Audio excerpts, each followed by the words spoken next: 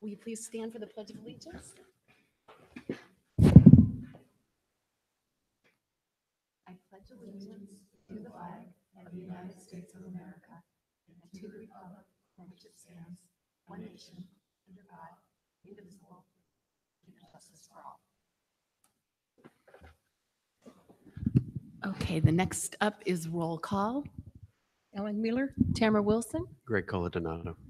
Laura Blakely, and let the record note that Trustee Gutierrez was unable to attend owing to poor weather in the Midwest. But he's not conferenced in? He was unable to be conferenced in because he couldn't get to the hotel where my he was gosh. posting the agenda because it's like 2 degrees in Michigan right now and snowing and icy and horrible. So now we have an opportunity for members of the public to address Except the board. we need to approve the agenda. Oh, I'm sorry. Jumping the gun here. I move that we approve the agenda as presented. Second. And I note that we have a request to pull item 8C from the agenda. Pull it to move it to a different meeting. To a different meeting. Who was the request made by? I don't think it needs to be any secret. Staff. Okay. So I am fine and I move to approve the agenda with the revision. Second. All in favor? Aye. Aye. Aye. Let the record reflect that the agenda was unanimously approved with the exception of Trustee Gutierrez, who is not present this evening. Okay, And with now 8C. with thank you, with 8C removed, deferred to a different agenda. Thank you. You're welcome. Now we have an opportunity for members of the public to address the board concerning items on the closed session agenda. Are there any members of the public wishing to address the board on items on the closed session agenda? Hearing none. Do I bang the gavel? The meeting is adjourned to the closed session agenda at 6:36 p.m. I appreciate the help. No problem.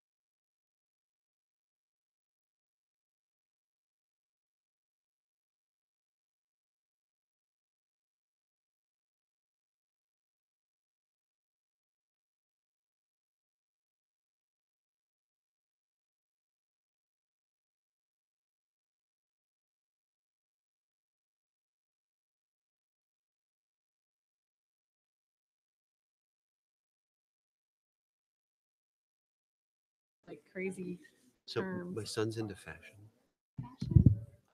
Yeah, like he knows like which stores. So somebody at work, I mentioned this. He commented on my shoes, and I told him about it. Not these shoes, some other shoes. He said, "Nice new shoes." And I said, "Oh, my son wanted to go to the store Supreme." He said, "I have a." There's like a sleeve on his water bottle for Supreme. He said, "Yeah."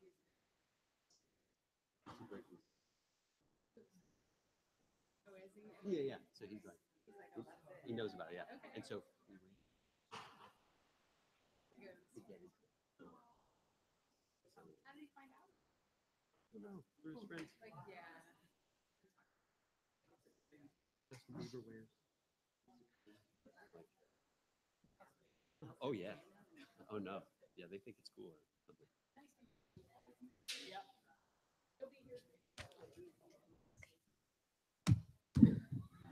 Screwing this up.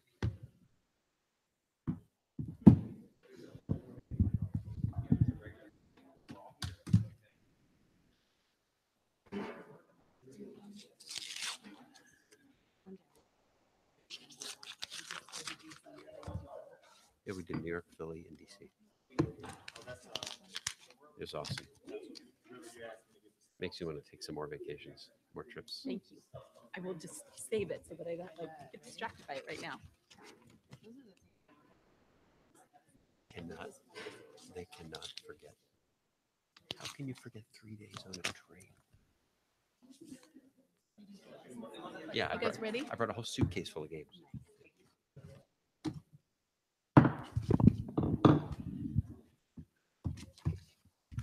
The meeting of the Mountain View, the closed session. We're reconvening the open session of the meeting of the Mountain View Wisconsin School District. And at 7:04, and I wanted to report that no action was taken in closed session. So the next item on the agenda is the consent agenda. I move that we approve the consent agenda. Second. Any discussion? All in favor? I would I'm like sorry. to mention that, again, that the minutes from the last meeting are in the consent agenda. So that comes up sometimes. People ask that question. And in fact, it needs to come up tonight. So thank you, Ellen, for Yeah. calling it out. I've already discussed with Kathy Wilga, and she's made the correction. The minutes reflected that that Jose Gutierrez Right. is vice president, when in fact it is Honorable Greg Caladonato, who is the board vice president, and Kathy has made that correction. So thank you. Thank you. Thank you. Thanks, Kathy, for the save. So do I have a motion to approve the consent agenda? I move. I did second it. Okay, excuse me. No problem. So all in favor? Aye. So the motion was passed unanimously with the exception of trustee Gutierrez, who is not here this evening. Now it's time for communications. Are there any members of employee organizations that wish to make a report to the board? Committees of the district? Superintendent Rudolph, do you have some comments for us? I do. Happy New Year, everyone. So we received a letter that I want to read from Second Harvest Food Bank from Marie Pfeiffer, the manager of the school breakfast and outside of the school time meals. Second Harvest Food Bank of Santa Clara and San Mateo counties recently launched a new strategic plan. In addition to providing physical food, we are now taking a lead and influence role in the food insecurity. There's growing political will in our counties to meet the nutritional needs of at-risk children through increasing participation in breakfast and outside of school time meal programs. This past summer, your food service staff performed a great service to our community. When that final bell rings for summer, food insecure kids face months without food they count on from their local school. Through the efforts of your food service staff, over 60,729 meals were served to food insecure children in the Mountain View Westman School District. Second Harvest Food Bank of Santa Clara and San Mateo counties is proud to have worked with your district to reach these hungry children and see that they received meals during the summer. Through a multifaceted outreach effort, we were able to increase the awareness of the summer food program. Your food service staff work tirelessly and to prepare meals and serve the youth. The enclosed certificate, which is in the district office, recognizes this effort. Thank you to you and your staff for providing food for these at-risk children.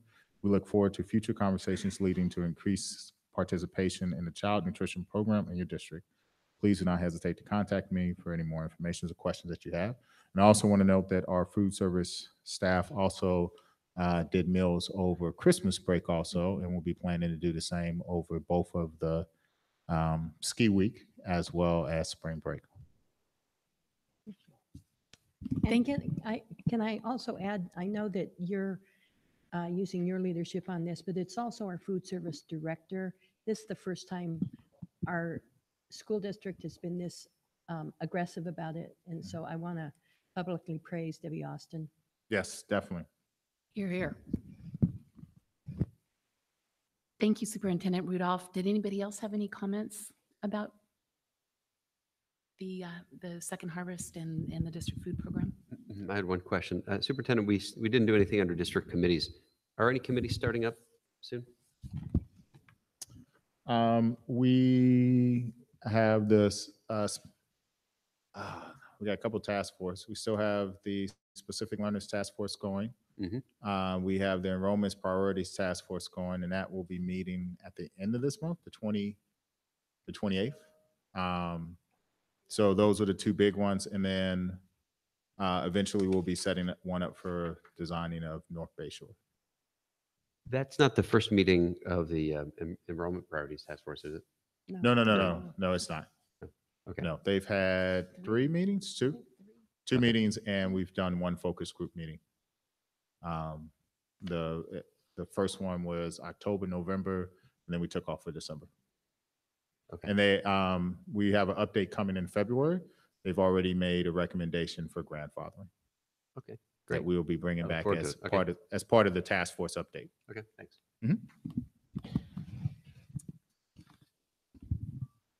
Thank you.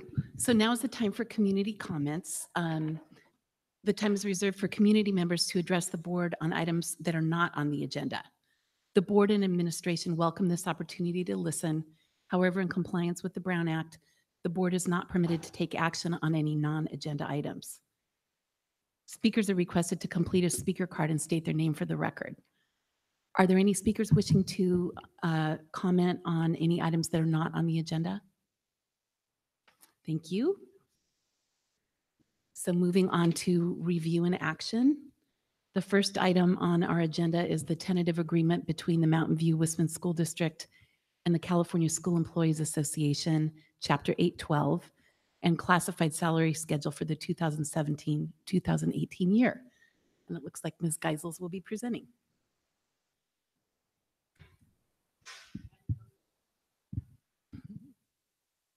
Good evening, trustees. It is with great pleasure that I present to you the tentative agreement that we have completed with the California School Employees Association for the 17-18 school year.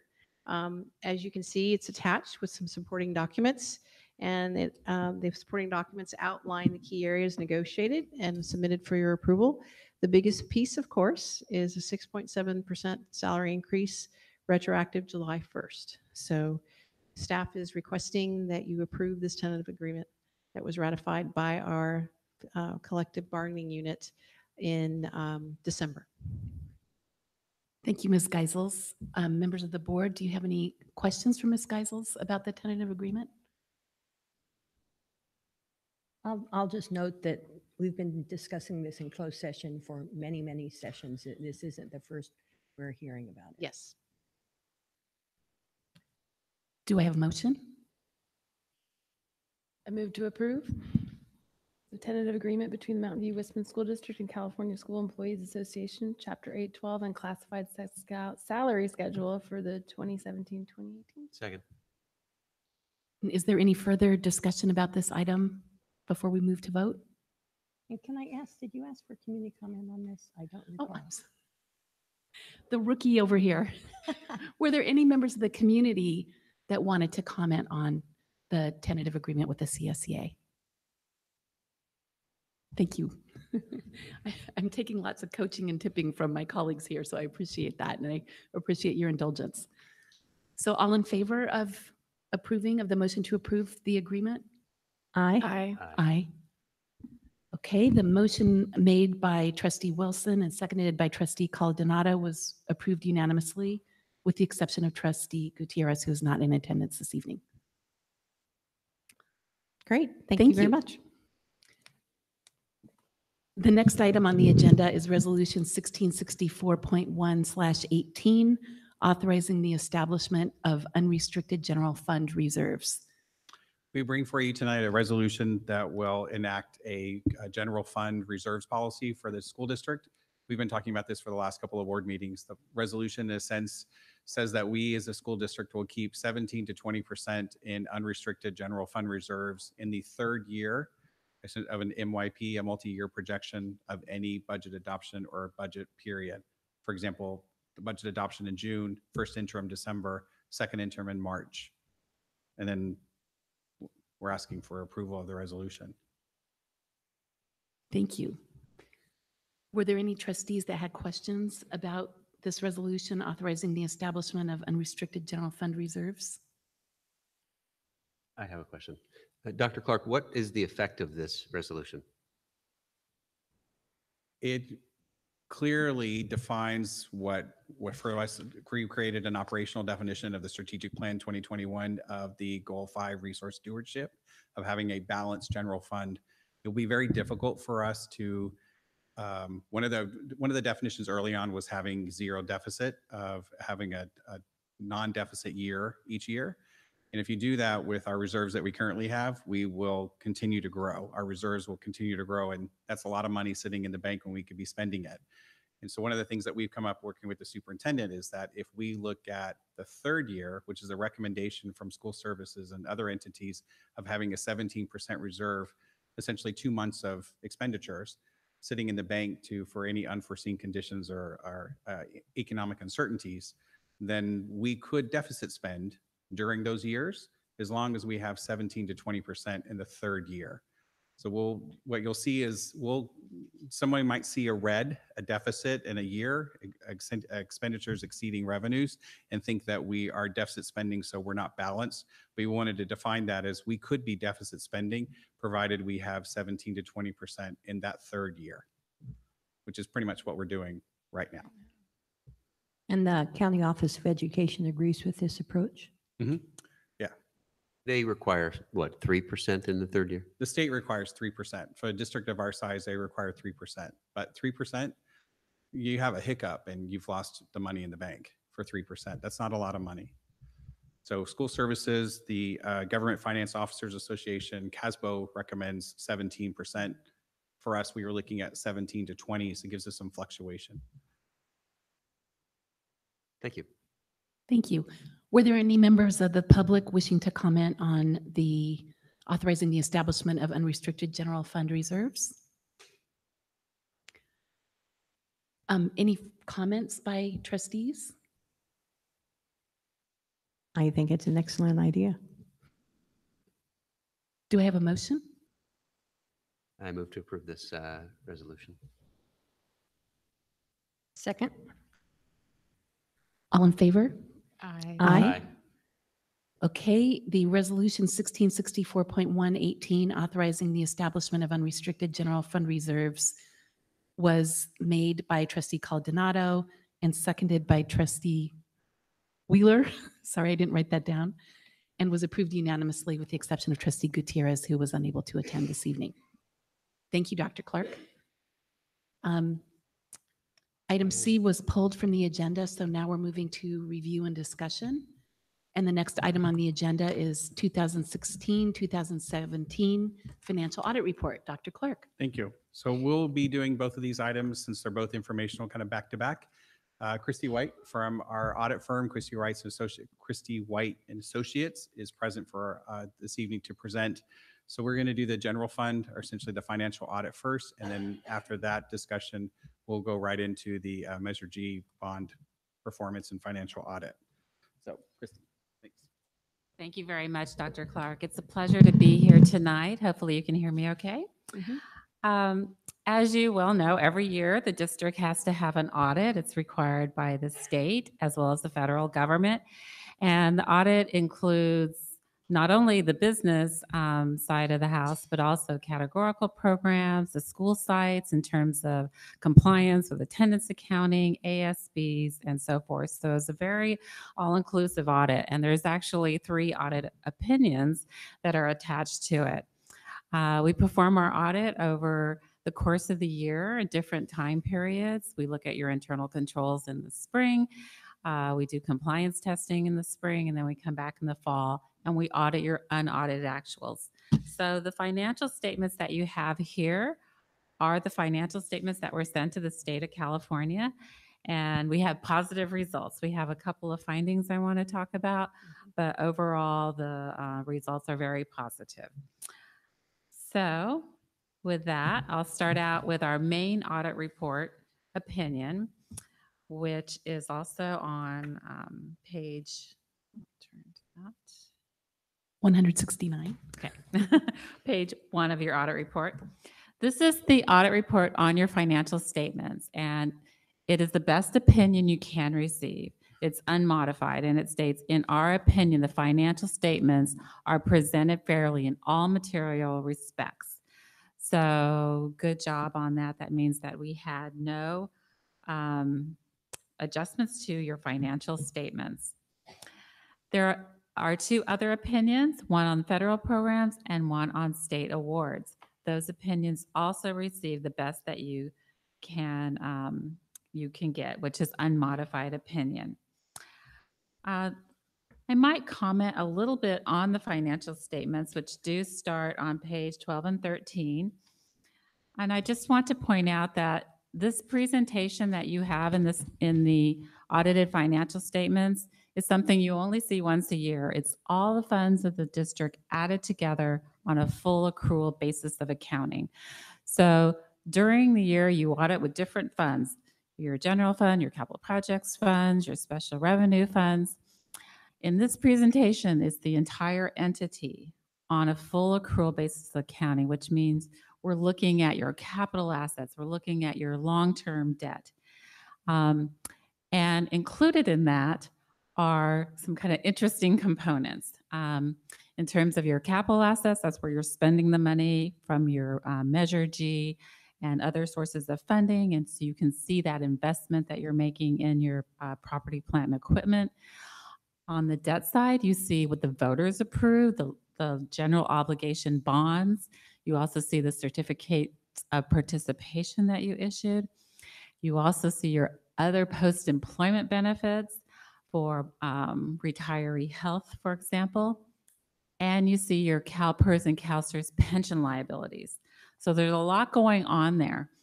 And as a result, particularly on the liability side, you'll find that the net position is, kind of impacted by those liabilities that you only see when you're looking at this form of presentation. And in terms of CalPERS and CalSTRS, you're required to report your proportionate share of their underfunding of those pension liabilities. And all school districts have to do that. As the governing board, you have no control over that funding. You can't reduce it by any actions you take. It's all in the hands of CalPERS and CalSTRS. So it's just something that has changed within the last few years. And you may notice kind of its impact on your government-wide financial statements. I wanted to point that out. Also, I wanted to point out another table that I think is useful, which is on page 64 of your audit report. It shows the financial trends of your general fund. And so you're required to maintain a minimum reserve of 3% of your total outgo. And your district has done a good job of maintaining the minimum or more than the minimum requirement. It also shows the increase in your long-term debt over the past couple years. That has doubled with your bond issuances that you've made. You've issued all of Measure G.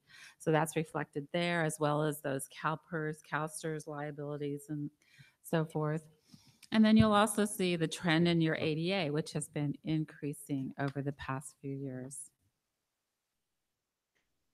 In terms of findings, we had one finding in the financial statement area, and that's related to your ASB at the middle school. We went to one of your middle schools, and so we kind of rotate back and forth. Probably the same result would be at both. I know the district is doing training with both your middle schools. And the area that we had a recommendation involves the cash receiving to make sure there's proper backup for the cash that's collected. It's turned in, we can see it's turned in, but we want to make sure there's backup on how much should have been collected, kind of a reconciliation. And so we made a recommendation in that area. In federal compliance, we tested your special education program, and we had no compliance issues. We had no financial adjustments at all. In the area of state compliance, we tested many different categories. There's some that are listed here: attendance, the CalPADS reporting, the LCFF funding, and all of that goes into that. We had no material weaknesses identified. We had an unmodified opinion. However, you were technically out of compliance with a requirement to spend a minimum percentage on classroom teacher salaries. And a lot of school districts have kind of fallen into this dilemma, if you will, given the current kind of funding situation in California for schools. So we're just short of meeting that minimum requirement. And I do understand that you have a waiver in place, but we still need to report that. So it's a reporting issue that we have in our audit report on that. You did have findings in the prior year, and I'm pleased to say that you have implemented or corrected those findings. We had some ASB findings last year, and the nature of those were corrected this year. And then we had one on credit cards, and then the ACES, or the after-school program, both were implemented. So good job. So overall, like I said in the beginning, a positive audit. We appreciate the cooperation from your staff. Your business office obviously coordinates all of this, but we also go to other departments as well, including your schools, and we appreciate everyone being prepared and helping our team out. So, any questions on the district audit before I move to the bond audit? Yes, one question. Could you walk us through briefly the calculation that we did not satisfy the requirement for? Yes. What's in the numerator? Like exactly what things that we pay Right. count towards the 60%, and what are we dividing by? Right. I know that I'm going to give you all of those details. It does come from, there's a report that's filed as part of your unaudited actuals. There's a calculation that pulls numbers from that. I believe, and correct me if I'm wrong, Dr. Clark, but I believe it's pulling from probably the object code and function. So it's classroom teacher salary. So a teacher would be like an object code 1000. And then there's a function for instructional activities. And so when you put the two of those together, then you get down to what is the expense for your teacher's salaries. And then that would be the numerator, and then the denominator would be all of your expenditures district-wide in your general fund. So the requirement is to expend at least a minimum of 60% of your current expenses of education towards the salaries of classroom teachers. So if you're interested further in how that calculation is made, I'd recommend that they pull it out. The business office could run a report to show how it's being compiled from your general ledger. And what percentage did we get? Right. So you spent 57.49%, and the minimum requirement is 60%. So you were short 2.51%. Kind of sizable. What is the consequence of not Right. meeting the state. Yeah, there is a mandate? calculated, what we call a question cost or a potential fiscal impact, and it's $1.5 million. But with a state waiver or other discussions with the state, our experience has been that districts are not subject to that penalty. But obviously, correction of it would ensure that you don't have to seek future waivers or be concerned about a future fiscal penalty. Thank you. Okay. I was just going to ask, in your experience, how common is this among school districts in this day and age, given that Right. many districts outsource Yeah, certain services? exactly. That's, yeah, the contracted services, because they're not counted towards classroom salaries, is one of the contributing factors. So yes, we see more and more of our clients that have this type of finding. And this has been in Ed Code since I've been doing school districts 30 years. So it's been in Ed Code a long, well beyond my day. So I'm not sure really whether or not it's been examined by the legislature in light of current funding and current methods of delivering services in the classroom to kids. Yes, so how do benefits impact that fraction? Because I know that a lot of districts like ours give, pretty generous benefits as a negotiated item Right. instead Yeah. of So it would salary. be looking at total compensation. So Mhm. yes. Indeed. I'm just curious, when you said there are 18 programs total that you test, is that a standardized, those specific programs are standardized by the Right. state? Yeah. So the Okay. state has an audit guide that they put out every year, a year in advance. So the district can be aware as well what you're being audited on. And it prescribes all of the areas and, in fact, even gives us step-by-step instructions on how to audit those areas. And then how do you pick the schools? Like which school you're going to go to? Is it random? Well, we try to rotate so that we go to every school at least on a 3-year cycle. Okay. The middle schools get picked on a little more because they're larger and they have the ASBs. All right. Thank you. Mhm. Trustee Blake, I just want to point out that this year we have added more teachers, both for the RTI program, and then we're going to again add more teachers next year when we redo the middle school schedule. And another part of this is that cabinet is actually going through the exercise right now of looking at all contracted services and eliminating our target is to eliminate about $2 million in contracted services, and to find ways to essentially bring those services back in-house. And so we should be, each department is going through and looking at what the recommendations will be, what they're spending it on, and then looking at how can we reduce it. And then from there, we'll be making recommendations about how we operationalize those recommendations so that we're not spending as much out on outside services. And is it safe to assume that we wouldn't try to bring stuff in-house where we could not provide the similar quality of service as cost effectively? Like if it's cheaper, but the quality of the service is equal or better, would we continue to outsource it? I mean, it strikes me as a little bit silly to try to meet this statutory percentage if it's going to just end up costing the district more money for no added benefit and quality or. Right. I think the key for us is, whether or not it's going to have some type of impact on the educational environment.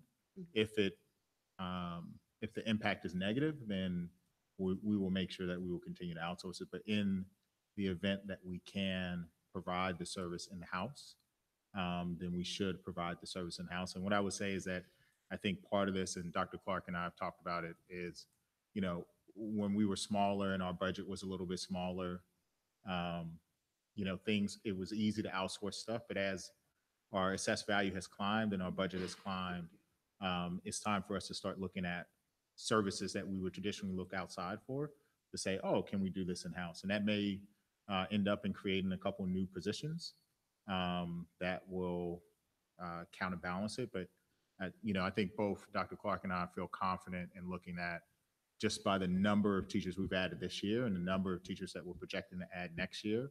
And then again, in the third year with Slater opening, I feel confident that this will just be a one-year thing. Thank you. Any other questions, trustees? Now for Measure G. Okay, Thank great. you. So Measure G is what we call a Prop 39 bond. Back in the year 2000, the state passed, or rather was a constitutional amendment that allowed for school districts to pass a general obligation bond with a majority of 55% or more. And in exchange for that, you're required to have an annual financial and performance audit, as well as have a citizens oversight committee who actively reviews and oversees the program.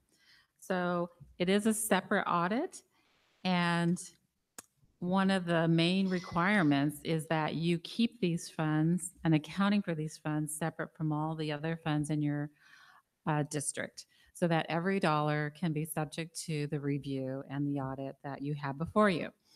So you authorized, I think it was $198 million through Measure G. Both series have been issued, so all the money is out there. As of June 30th, 2017, you'll see, so we're looking back, you'll see the balance sheet of the money that was available as of that date for expenditure on the bond program. And that's on page 5. And then on page 6, you'll see the revenues and expenses related to this program.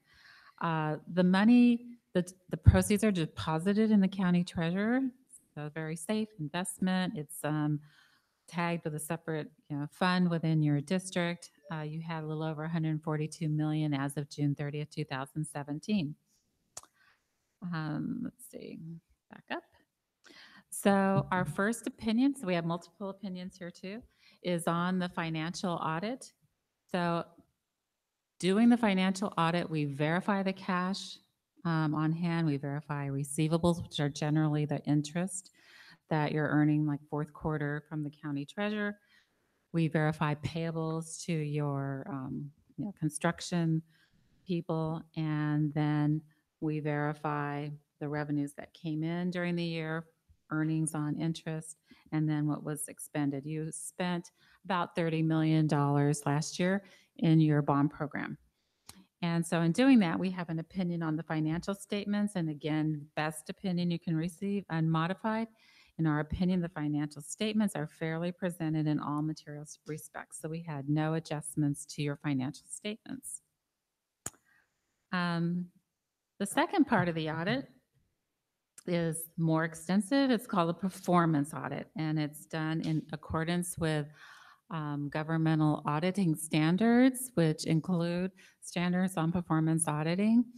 The state also in their audit guide has instructions to the auditors on how to conduct performance audits.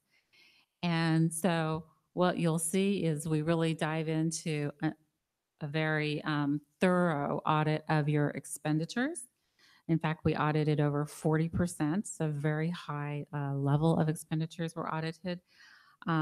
We do a site walk to look at the construction that's been going on during the year. We look very closely at compliance with public contract code.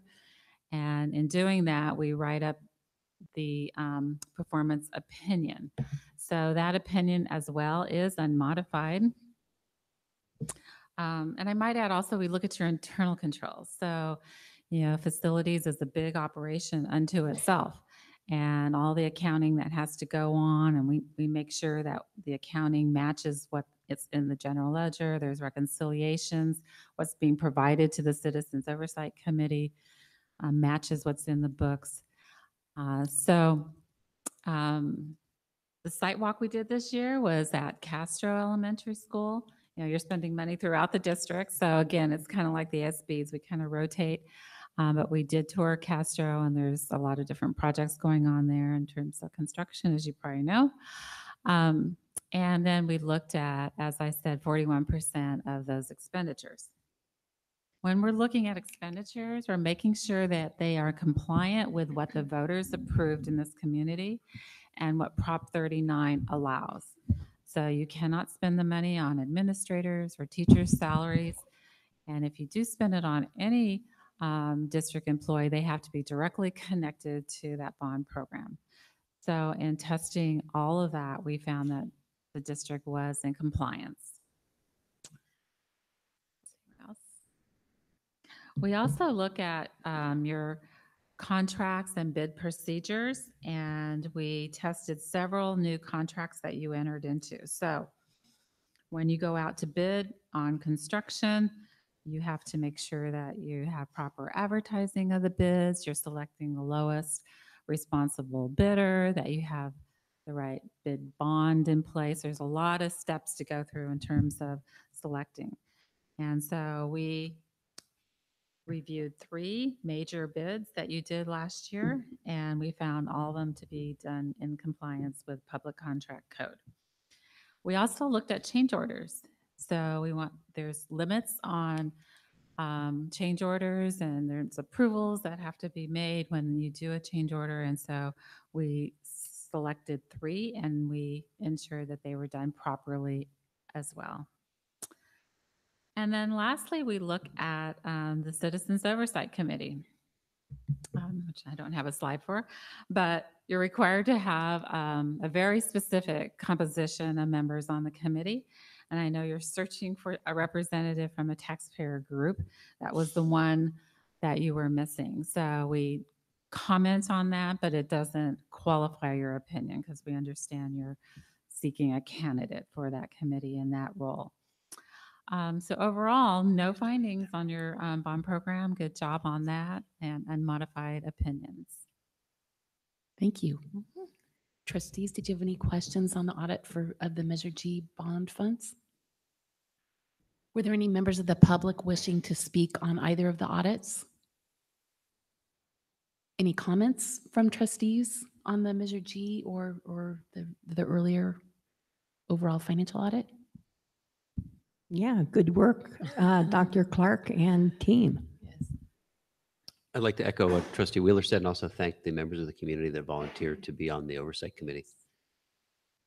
Hear, hear. I love the clean audits, and it's just a testament to how well things are run in this district. So thank you, and thank you, Ms. White, for Thank you your very presentation much. and your hard work. Thank Okay. The next item on the agenda is our new student enrollment system. And it looks like Ms. Geisels is going to present on that. Good evening again. I'm here to talk about something very exciting that we're going to be rolling out tomorrow. It is our new mobile and cloud-based student enrollment platform, and it's called SchoolMint. And I have some very important people assisting me this evening who had a very integral part in building this platform to customize it for our parents and students and families. I'd like to make some introductions. We have Nubia Avina, who's our student services manager, and we have Karina Galley, who's our student information supervisor, and we have Jeremy Karazi, who's our account executive from SchoolMint. So they're going to help me present this evening, and we're going to show you what our parents will be experiencing tomorrow. So Jeremy? Thank you so much, trustees, Superintendent Rudolph, Carmen, Nubia, and Karina. Thank you so much for having me tonight. This journey with SchoolMint and Mountain View started earlier, I believe in January of 2017. So it's exciting that we're finally rolling this project out. Just a little bit about me before we jump into SchoolMint so you have some context. My name is Jeremy Karazi. I am on the school partnerships team at SchoolMint. So my main role is to educate school districts about SchoolMint and how we can help streamline family and school interactions through a strategic enrollment management system. So I'm also a former third grade teacher. I taught in the Alum Rock School District in San Jose, California, before, which some of you may know, before moving up to San Francisco, where the headquarters of SchoolMint is located. Again, really honored to be here tonight and just talk a little bit about SchoolMint before handing it over to the team. SchoolMint is closing in on 4.5 years old. We are an online and mobile enrollment platform for public schools across the country. We have a few great quotes up there from some of our long-term customers in Texas as well as Cleveland. around the strategic enrollment initiatives that we are taking on with districts. It's our goal to create a extremely transparent and accessible enrollment platform for families as well as for administrators in order to provide and close the gap when it comes to enrolling a student in school. Just to highlight some of our partners in the Bay Area, Mountain View is, along with Menlo Park, Redwood City, San Leandro, and Oakland Unified are some of our main partners just in the Bay Area. What I've just pulled up on the screen now is just an overview of our platform. So we think about enrollment as a holistic approach. It really starts with informing parents and families about the different school choices that they have. And so our platform starts with outreach and information and the tools associated with that. In addition, we have a tool to help with choice management, transfer management, and just application management in general, helping run lotteries, transparent lotteries, running audit trails of those, as well as making offers and managing any wait lists that might be associated with schools across the district. In addition, we have a holistic registration platform that allows new families coming into Mountain View, as well as existing students, to not just register for school, but re-enroll year over year. And then in addition, we also have a retention tool, or what we also like to call a year-round engagement tool, that allows the district to really manage any documentation that may be handed to a student stuffed in a backpack and sent home for signature, allow families to engage in the platform year-round with that tool as well. So in addition to not just the four sort of main parts of our platform, we have a whole series of reporting and analytics that are offered, as well as a communication tool with the ability to email and text families as well. So from here, I want to pass it over to the team who's going to talk a little bit about the launch tomorrow.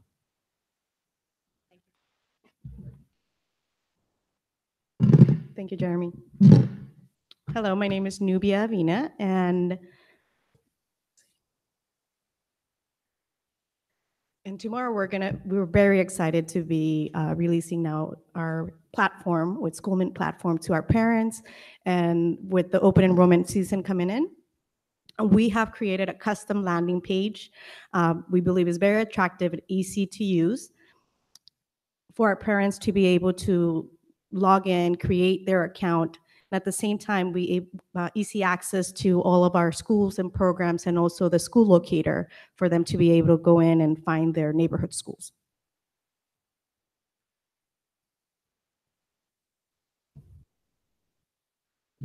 So on that note, as you can see, we have some important dates up there. Our open enrollment starts tomorrow until February 2nd, and our lottery would begin on February 9th. So during the enrollment period, we're really encouraging all parents new and returning, to reconfirm their enrollment, of their students, because after the enrollment time closes, after February 9th, we'll implement the lottery process for those overprescribed schools. The choice programs, perhaps Huff, perhaps Bub, depending on our enrollment. So we're giving plenty of time for our parents to be able to confirm their enrollment for their students starting tomorrow.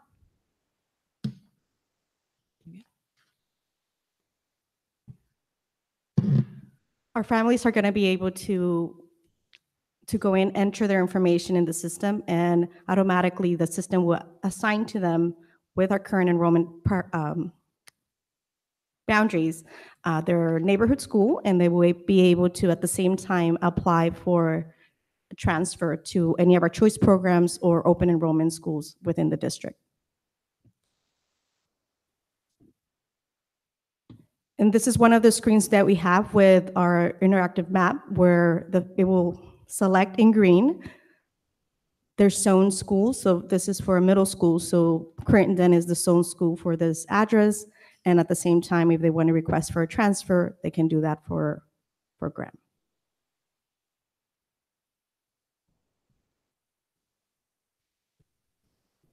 So what we've done this year is we've split up the timeline. So all the returning parents have to do is say whether they're coming back or not, or if they want another school. All the demographic information we normally capture, we're going to defer that till August. Thank you.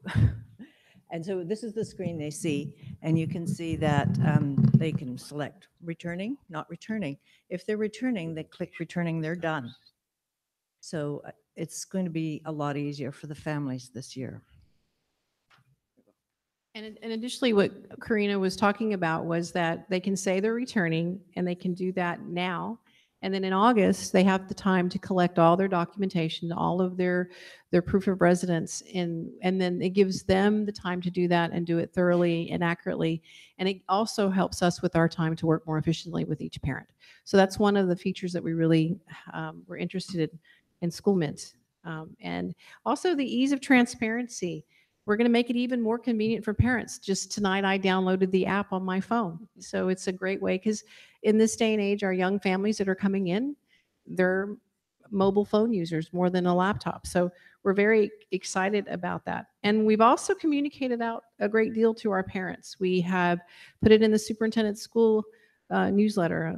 We've introduced it to our parents. We've put a story, a video, if you get a chance. It's a little 3-minute video on our website. And we've also set a password email to all of our parents.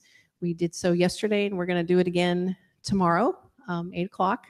And we put it in our school newsletters. So, and also our Facebook page and on our listservs for our neighborhood. So we've really tried to communicate. In fact, Ms. Hausman and I were talking about, have we done too much? But I think you can't do enough. So we've been very, very transparent with our parents in that respect.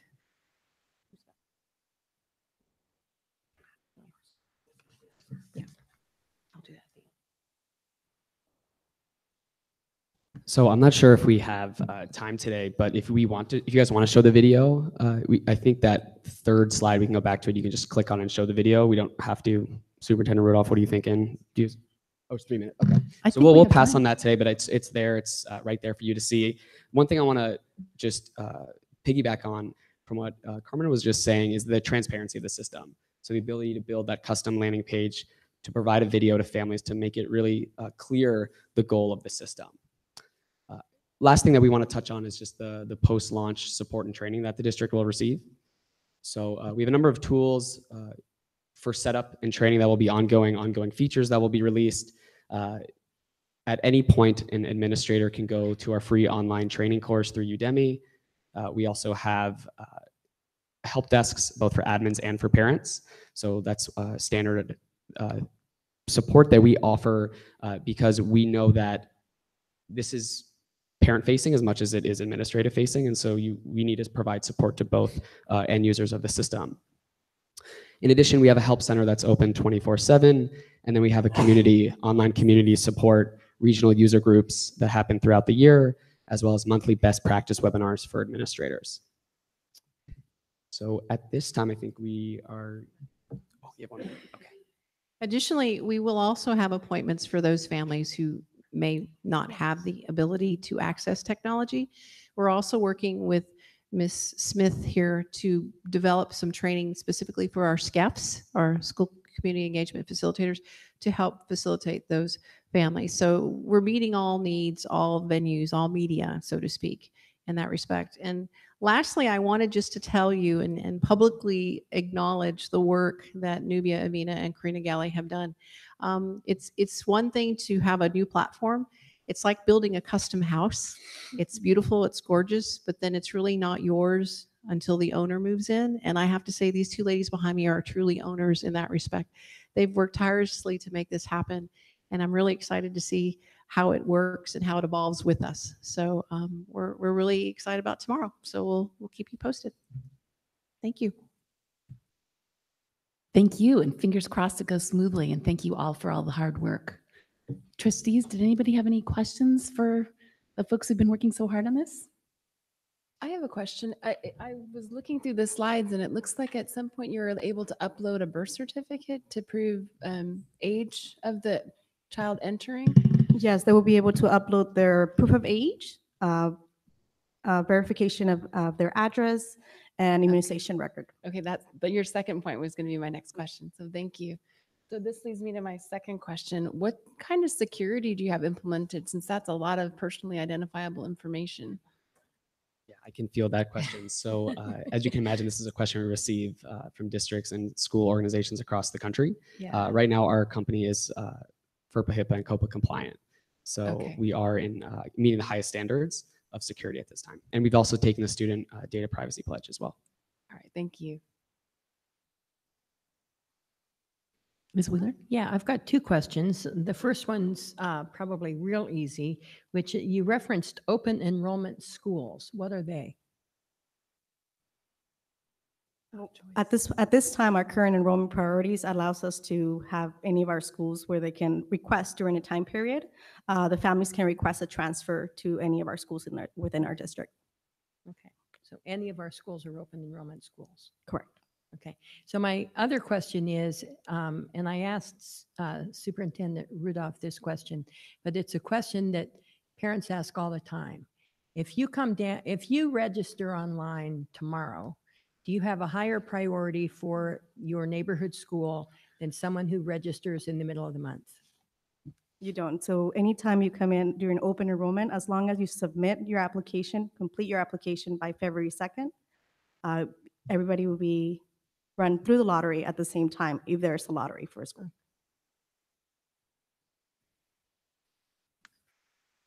Anyone else? Members of the public, did any of you want to comment on the open enrollment, the school mint open enrollment system? Any further comments, trustees? I'd like to say thank you. I've already received the communications that Carmen was just mentioning through Principal Chang. I just got the email, I believe at 4 o'clock today, saying watch for the email for tomorrow that you'll be able to enroll. So this is an incredible effort, and it shows on the parent side, I believe. Well, in having two boys in college, having gone through the old school where we had to fill everything out every year, I'm just jealous. So thank you for the hard work, and I really hope it goes well tomorrow. Trustee Blakey, trustees, I just want to commend the team. They've been meeting every single week since, I want to say, maybe July or August to get this up and running, including May. Oh, sorry, May. Including actually running this in the background with parents who were coming in and testing it out to make sure that it runs. And then I know that we've got our money's worth out of Jeremy's team just because of all the different changes that we've asked, but they've done a tremendous job, both Schoolmint and the two ladies that are here to make sure that this really gets up and running. So I just want to publicly commend their hard work to doing this. We wouldn't be at this point if it wasn't for them. Congratulations. Thank you. Thank you. Thank you. All right, the next item on the agenda is the California Dashboard, December 2017.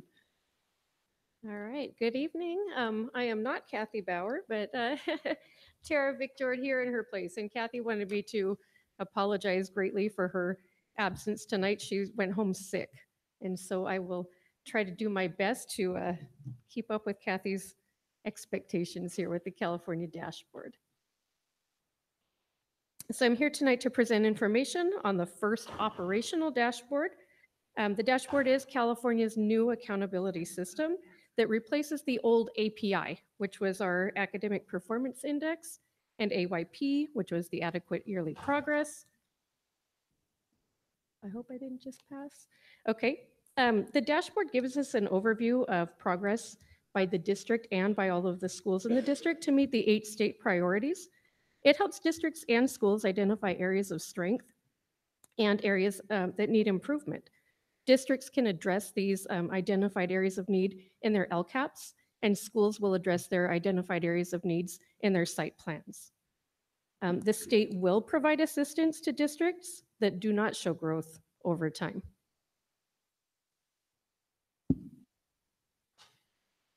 So the dashboard is very different from the old system.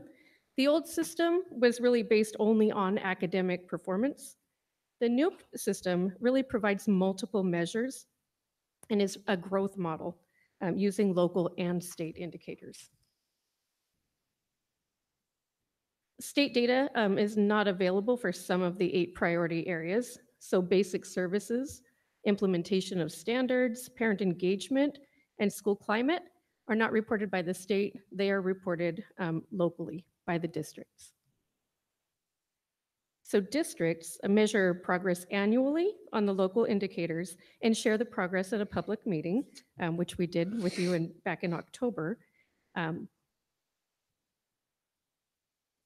And for the fall of 2017, the dashboard, our district, did receive MET ratings for all local indicators, and the results can be reviewed on the state dashboard.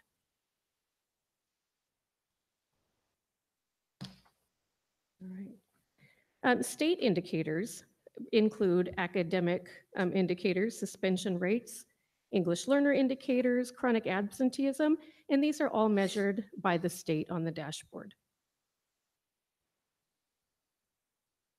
The California model is based on rating districts and schools using their current status on a given indicator and their change over time. For each indicator, the state created a 5x5 grid. So districts and schools will fall into one of the 25 areas on the grid, and that will be their rating for the year. Oh, I think I went too far, sorry. So status really indicates your current performance. Your change is the difference between the prior year and the current year. And graduation rate is the only indicator that is a multiple year indicator, and that applies only to high schools.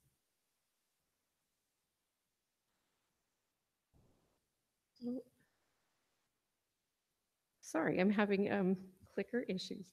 So there are 5 levels of status and 5 levels of change. They range from very high to very low on the status level and increasing significantly all the way down to decreasing significantly. For each indicator, a school district or a school will fall into a level. For example, suspension rates may have a low status, but may have also an increase for change. In order to create the status and change levels, the state ordered each district and school from highest to lowest, and then used that to create cut points. The combination of status and change results in a performance category, with blue as the highest performance category and red as the lowest. The first set of cut points that we saw last year was supposed to remain in place for several years, but as you, I'm sure, have heard, the state already has had to make some changes to those cut points in November. All districts, schools, and subgroups with 30 or more students receive a performance rating on each state indicator. For groups with 11 to 29 students, we'll see a status and change, but not receive a color rating. And for groups of students that have fewer than 11 in a group, there will be no data displayed for the privacy of those students in that group. All right. So I'm going to talk a little bit now about each indicator that we can see on the dashboard. The first is chronic absenteeism. This is different than truancy. It's a very different measure. The state this year has just given us baseline data from DataQuest, and the status and change scores will be created throughout the course of this year so that districts will receive a performance rating on the fall 2018 dashboard. But the data that we do have showing our chronic absenteeism shows that our district has a relatively low chronic absenteeism rate when compared to Santa Clara County and the state as well.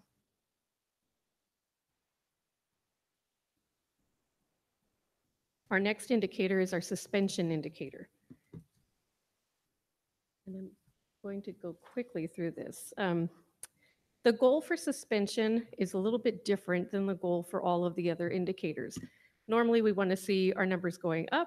Of course, in suspensions, we want to reduce the numbers of suspensions.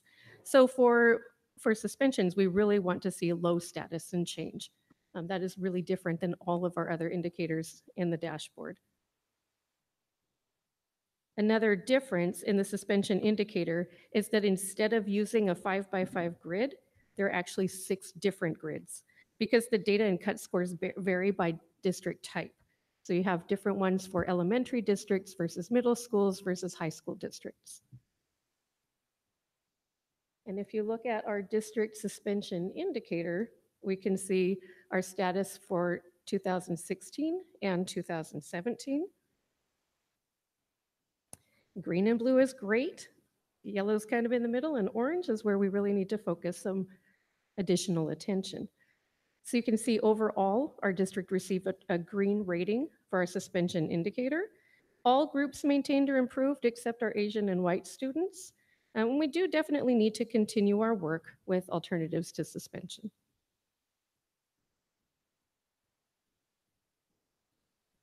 Our next indicator is our English learner indicator.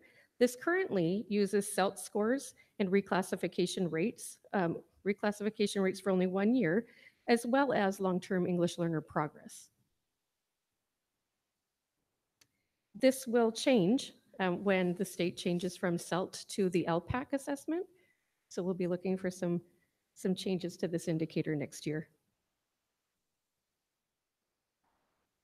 Our district did receive and maintained our indicator, our performance of green, which is great for us in the English learner progress. We have high status and a positive change. And now I want to talk a little bit about the academic indicators, and these are the ones that we used to focus on the most. The distance from level 3, DF3, you've heard of before, but this is how we calculate every single student's achievement score compared to the lowest possible score you can receive to get a level 3. Level 3 is standard MET on SBAC. So every child gets a score, and then we calculate child for child, how far are you from that level 3, above or below it? Then the state takes all of those scores, averages them together, and provides an overall DF3 for each school and for the district. So here is an example for us. If we have Sally on her 6th grade math, who receives a score of 2,440, she's actually 112 points above the lowest possible score to receive a level 3. Then we have Billy, who's 47 points below, followed by Jason, who's 24 points above, followed by Debbie, who's just 4 points above, so close. And then we take all of those totals and average those out to receive our overall ratings. Could you go back? Sure. There's a proofreading error on that slide. I don't think it's on the slide. It was on the comment, right?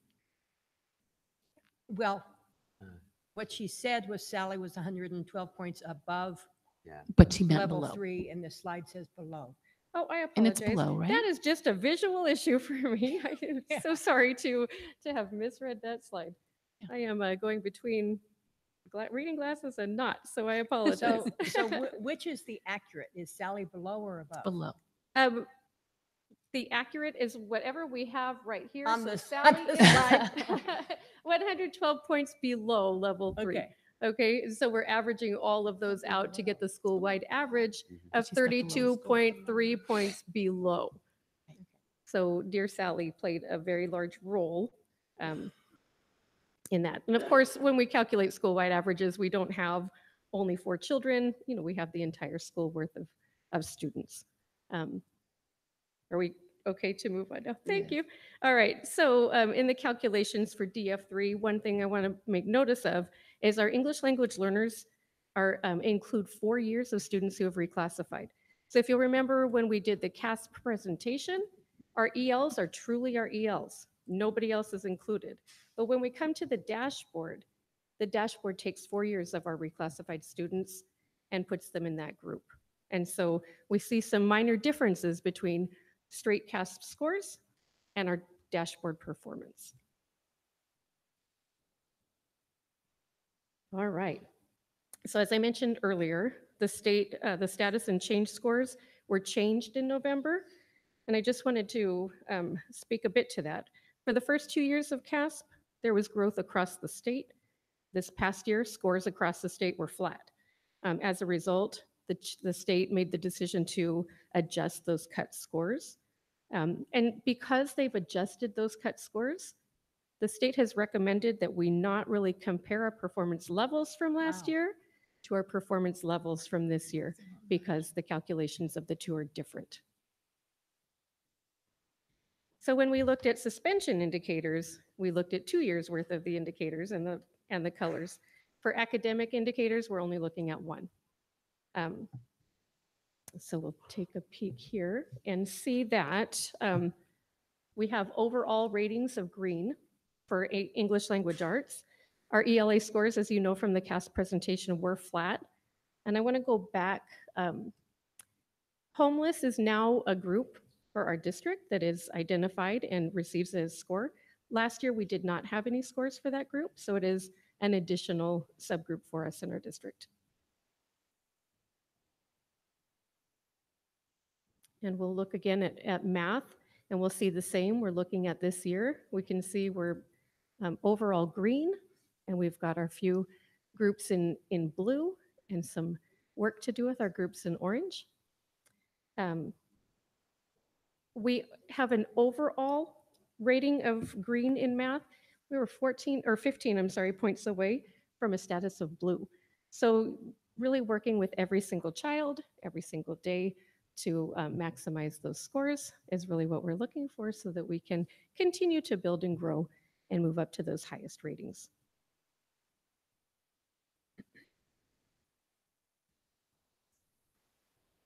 All right. So there are 3 levels of support offered by the state, ranging from level 1, which is general support to all schools, all districts, up to a level 3, which is really intervention for districts who fail to improve their student performance for 3 out of 4 years. ESSA, which is the Every Student Succeeds Act, requires states to identify the lowest performing schools. And we're very fortunate that our district does not have any schools that were identified on that list. Very happy for that. And so I'm going to go very quickly through criteria for technical assistance because fortunately it does not apply to our district. All right, and now it's time to talk about, now we have all of this data, what is our current plan of action to address the needs that were brought out. We see some great improvement. We see some areas of need in our district. And so Carmen, would you? Right, so Carmen's going to talk to us a little bit about chronic absenteeism and suspension. And Heidi Smith will share with us a little bit about our English learner progress. And then I'll come back to you with some next steps for academic indicators.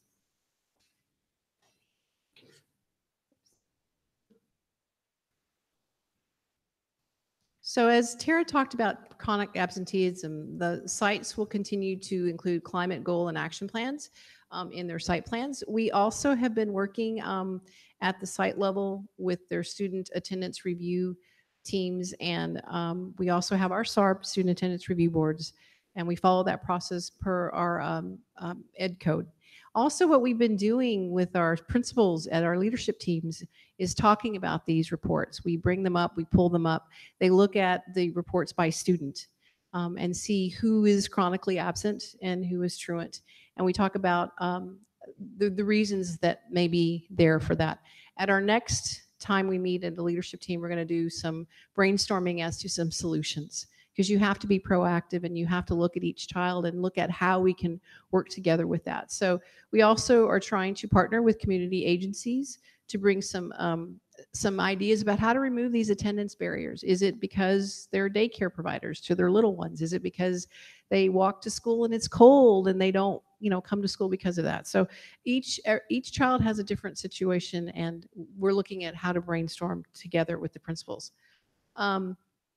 We also are promoting that we talk about that in their school newsletters, just to continually discuss this. Please start looking at your child's academic calendar when you're making vacation plans. Please start adhering to that, because that's also a chronic absenteeism. We also have those that it doesn't really just affect poverty, low socioeconomic students. It also affects our higher, well-educated, more affluent parents as well. We also look at strategies on how we can overcome the barriers even at the middle school level, because we do see that pocket. So that's what we're doing as far as the chronic absenteeism. And the suspensions, we have been looking at the disparities. What are the suspension rates for different demographic groups, for our special needs students versus our English language learners, our English only students, and why are they getting suspended? What's happening? So we're also trying to look at that, and we've been looking at the data since September of 2017, our first leadership team meeting. So we're also working on our next few meetings to provide some solutions to that, on how we can provide some ideas and be proactive rather than reactive and punitive in that time. So we're looking at additionally how to be able to look at the suspension data, and even before they get to suspensions, discipline. Why are they being sent to the office? What's going on? Is there one teacher who might need some help with classroom management, or is it really necessary to send them just because they're not working or they're being defiant, which, you know, technically is not something you should be sending a student for. So we're really looking at all of the alternatives to how we can prevent and be more proactive. And then starting in our next meeting, probably in February, we're going to start looking at a root cause analysis. What is going on? What is it that we can do, and try to determine what to do next. I do know that we met with Graham Middle School, and they have a great project that they're doing regarding their discipline there. It's been a lot of work for them. They're kind of on call, the administrators, and they actually sit with the students. They work with the students. And we had our first meeting, and we're going to come back in a few weeks actually, and look at the data as to how effective it is.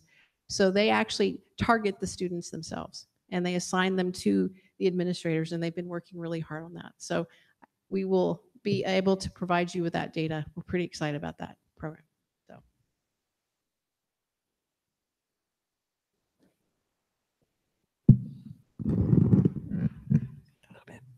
Good evening. When we take a look at our English Learner Progress district-wide, remember the whole goal for this year and last year is to provide consistent support for our English learners, but also a unified approach district-wide. So as you can see reflected in the slide, there is a district focus given to all of the sites, and within those focus areas, the principals working with their staffs are able to customize a little bit about what that looks like at Huff versus Therakoff, but at the same time, that unified approach is on lesson preparation and integrating language and language objectives during instruction, and also focusing on that building background and academic vocabulary. So you should be hearing a lot of that at your sites. The principals have done a great job of SIOP walkthroughs, engaging with their coaches. The two middle schools are collaborating together across coaching and instructional conversations. The site leaders also do have a required piece within their SIPSs or site plans, which you have approved, that focus on those LTEL, long-term English language learners, and at risk of being LTEL focused. Again, we want to be a little bit more proactive in catching them, and those that we still have in existence, how are we supporting them? Crucial to the work of supporting our English learners would be the use of the school and community engagement facilitators, how they follow up, how they're engaging the parents. Again, that wraparound approach of parent university execution, workshops, and even the pieces of School Mint, how to use our online integrated resources and services. And again, finally, the DLAC committee, the District English Learner Advisory Committee, is looking at our EL Master Plan this year. We're simplifying the almost 100-page document and hoping to come up with maybe a 10-page parent-friendly piece that really breaks down the whole process and who they can go to for help, what they can expect in classrooms, and so on from a district-wide approach. Also a piece of what are we doing, taking a look at our reclassified students and the RFEP monitoring. Historically, we've had to monitor between 6 months and 2 years, about 3 times within that continuum. Now, as you heard with Ms. McJord, since we have the added pieces and the dashboard data of those, right, for 3 and 4 years, so we get the credit of our work, but more importantly, we get to monitor, right, how the progress of our reclassified students goes beyond the 2-year period, the recent addition of years 3 and 4 monitoring at the district level. We do analyze the data of the reclassified students, and what we're looking at now, though, if you looked at the dashboard in comparison to CASP, although we're very happy about that green piece overall as a district for English learners, we've regressed a bit, right, in that math performance. So we're at that medium or middle ground and declined, and that's not good enough for our children and their futures. So that's something that we need to look at a little bit more deeply. Just to build some context and remind you of previous conversations, we did change our reclassification criteria, right, 2 years ago to eliminate the writing piece. The truth is, right, that's a less rigorous requirement. The intention was good and fitting for the assessment at the time, right, which would have been CELT. But as we transition also, a piece of the contextual conversation is the change to LPAC, a more rigorous assessment. And has that, or will that decision of our reclassification criteria still meet the needs and help our reclassified students? So we need to look at that, right? So if we made that access point wider, but if we're seeing the end result, our reclassified students starting to regress, we need to look at that. So hopefully we'll have some answers and conversations soon. Again, also adding literally assessment. That's been a great new tool for us. Again, taking the subjectivity out of how well our students read.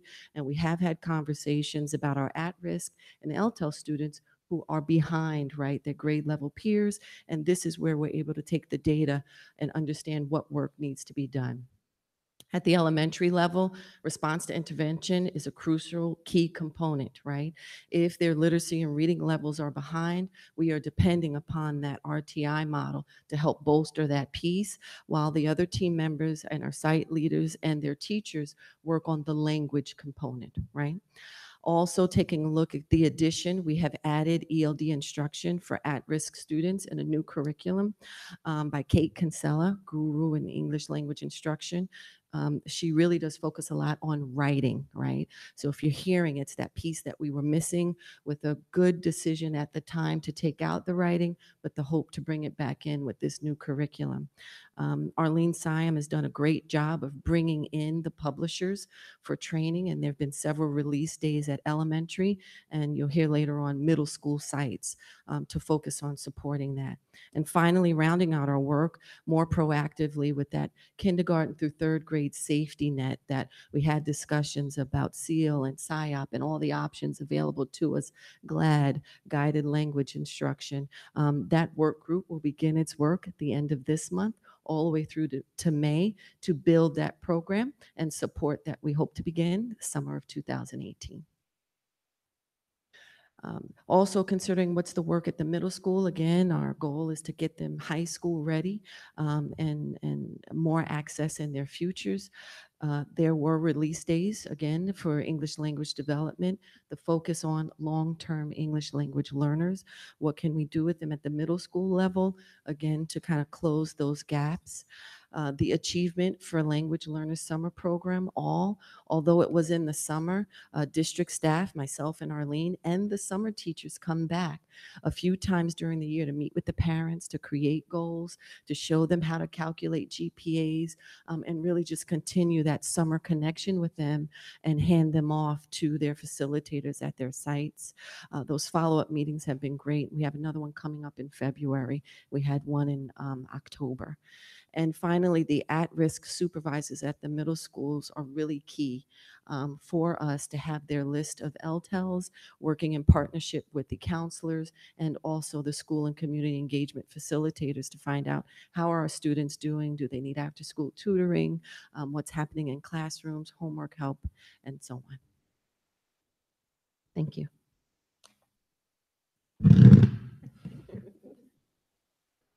Heidi knows how much shorter I am.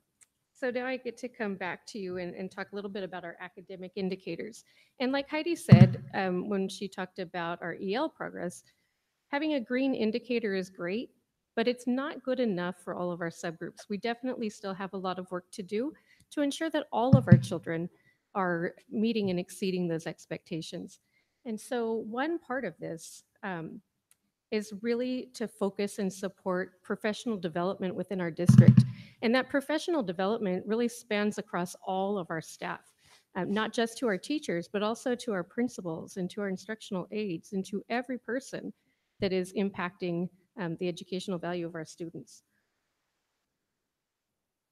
So I want to talk just a little bit about some of these PD pieces. We've begun this year at our leadership team meetings to really focus professional development for our principals. Every other meeting, we focus on monitoring instruction. And what does that look like? How are we utilizing data? How are we doing walkthroughs? How are we focusing in on our PLC meetings and providing that support that staff needs? How are we providing feedback to our teachers to help them improve along the way? Our teachers need all of that. Our principals need all of that too. So it's been a very strong focus with us this year to provide that professional development to all of our administrators. In addition to that, we've had a lot of optional summer professional development for our teachers.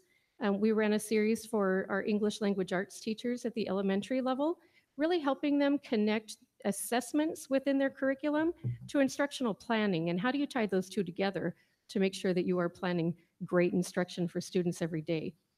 We provided Eureka math training for all of our new teachers.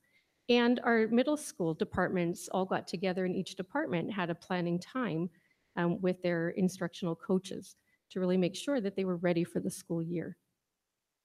We've also had professional development for teachers within the school year.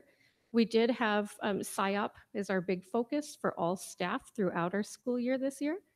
We've also had some optional after-school PDs for teachers. So we ran a series for Eureka Math for our teachers. It was a 4-session PD to really help people continue to build and grow their knowledge and understanding and application of Eureka Math.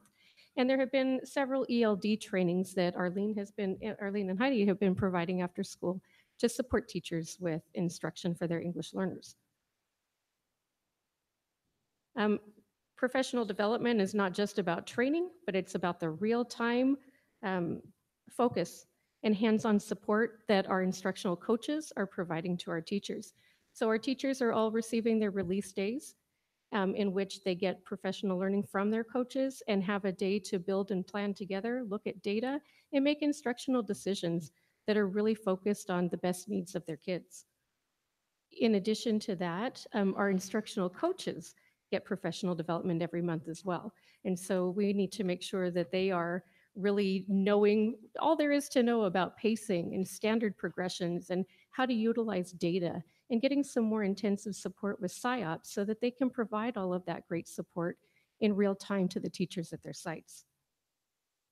We have updated our pacing guides this year, making sure that everybody has access and is utilizing the pacing guides both for math and for the new language arts curriculum that we have, helping make sure that everybody is on target and making sure that we're covering the necessary standards in each grade level.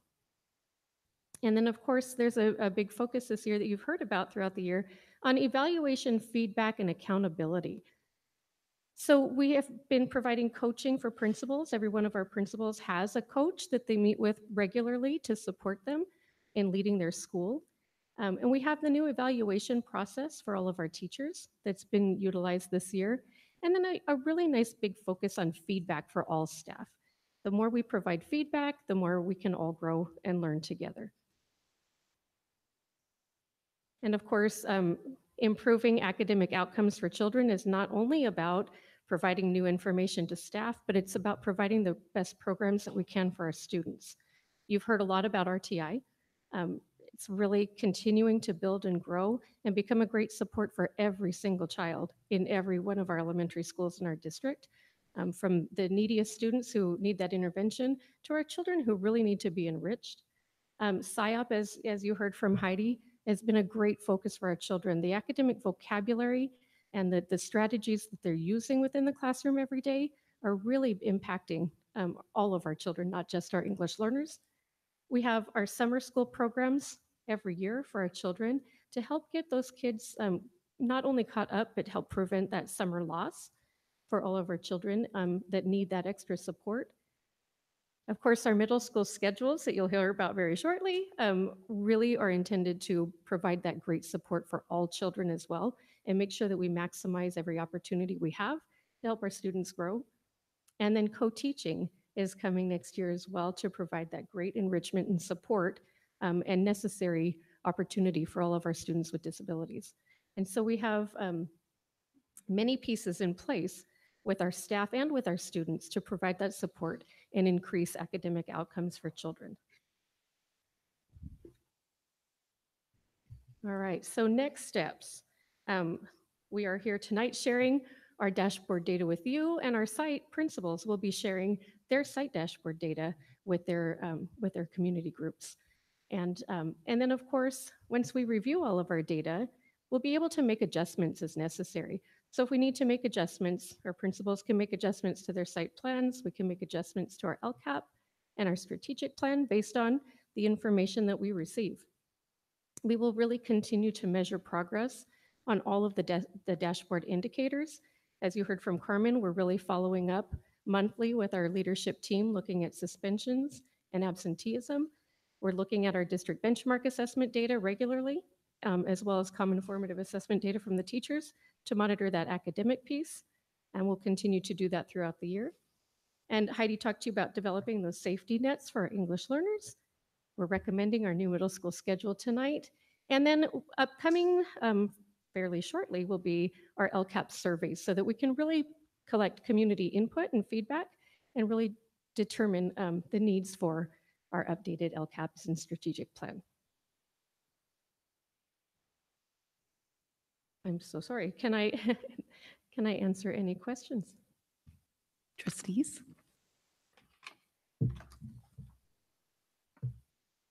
I had just a question. And you had mentioned, I believe it was with the ELA and the math, it was a single year of data that we had available, but that showed percent increases. I just wasn't sure why those were on the slides, or maybe I had misunderstood So part of what was being presented. Right. So to express that a little bit more, we do have multiple years of data. So we do have our status for every year. But when the state decided to change the cut points for status and change to provide that performance level color, that's what we're not comparing from year to year. Okay. So we will always compare our actual data from year to year, but we're not comparing that color score from year to year because of the changes that the state made to what gives you a blue versus what gives you Right. a green. Okay, Does thank that you. make Yes, sense? that answers. Okay. I have a question. I'm curious how helpful staff is finding this tool. I've been reading a lot of criticism, just in the press that some commentators don't feel this is really that helpful of a tool, and that California is kind of slacking off by using this tool. And I'm just curious. I mean, I like the emphasis on the suspensions and the truancy, which I don't think the prior testing tools really put any emphasis on at all. And I'm just curious how you're finding it helpful. I think from our perspective, we are finding those multiple pieces of data to be really critically important. Before, when we didn't look at suspension data very much, we weren't focusing quite so much on making sure that our children were in class learning every day. There's a huge correlation between that suspension piece and our academic pieces. And not having the accountability system of chronic absenteeism allows us not to look as closely at all of that too. So I think that having this system that provides us with all of this data helps us focus in better and do a better job of monitoring progress in every way in our district. Thank you. Members of the public, did anybody want to comment on the new dashboard? Okay, any comments from the trustees? No. I'll just comment. I really like how you're emphasizing professional development in the focus in terms of how to respond to all some of these areas of improvement, and the root cause analysis going straight to the student, because I really liked how you emphasized each student may have a different thing going on at home, and there is no one size fits all. So I just wanted to comment. I thought that was a very humanistic approach, which you don't often see in at this level. So thank you. Okay, thank you very much, Tara and Heidi and Carmen. So the next item, do we need to take a bio break or are we doing okay? I'm wondering if after this fine arts programming presentation, if we'd like to take a little break because it's possible that the middle school scheduled task force agenda item is one that some We'll members of take- the public thought was going to happen Oh. at a later time than now. So if we take a break, I'm just wondering whether it might make sense to take the break now. Sure. So let's take a short break. All right. Is that okay? So we adjourned at 8:32. Let's say a 10-minute break. Thank you. You keep getting tangled up. I'm in a chord menagerie here.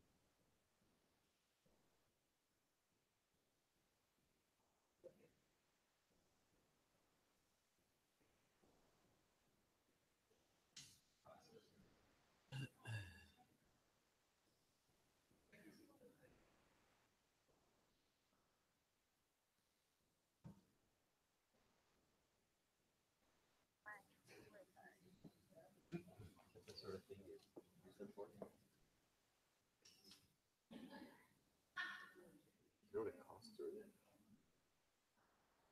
know what it costs her to get? I don't know if I just. I don't know if I.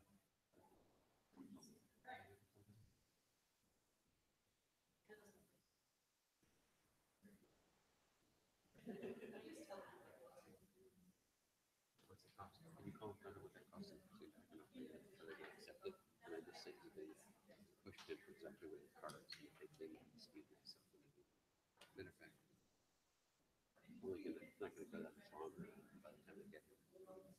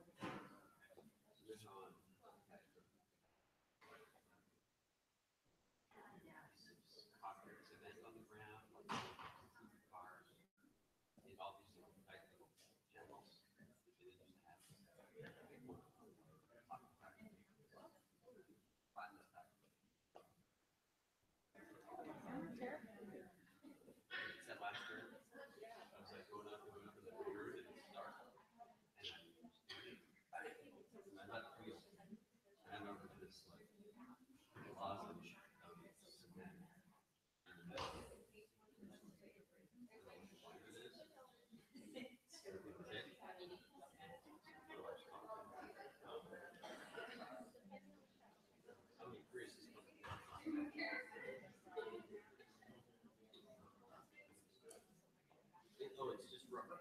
Is it? But,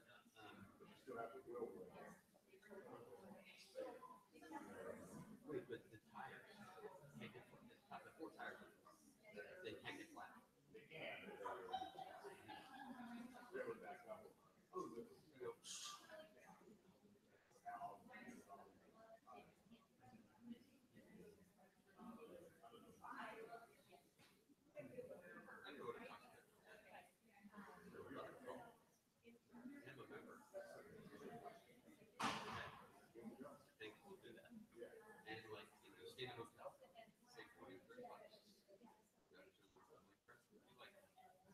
Which is almost good as movie.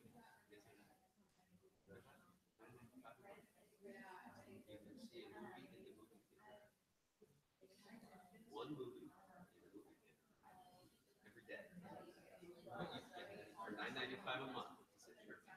You have the right. It's in your debit card. And you say, I want to see this movie. And it's credit card, debit card, movie.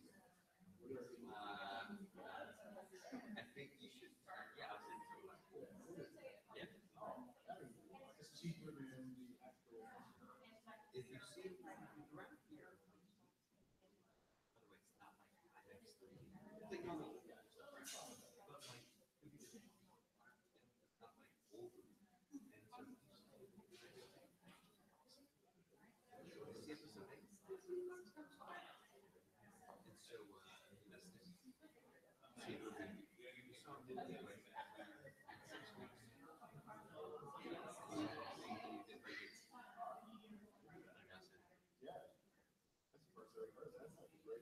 It's kind of a new thing.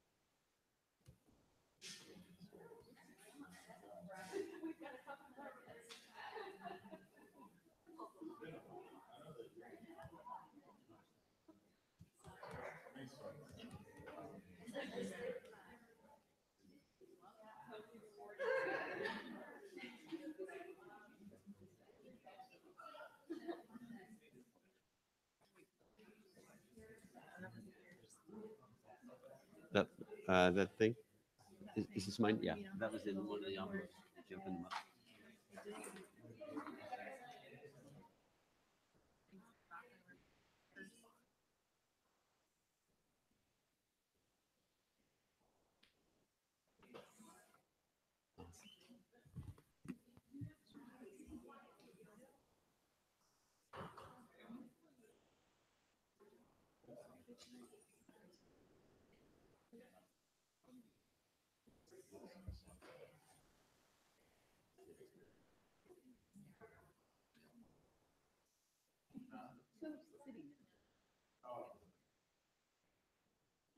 No.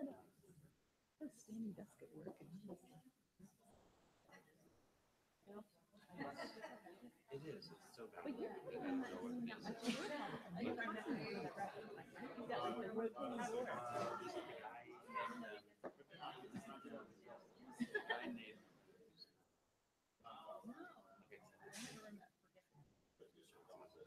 Yeah, well, sometimes I know you call me. Yeah.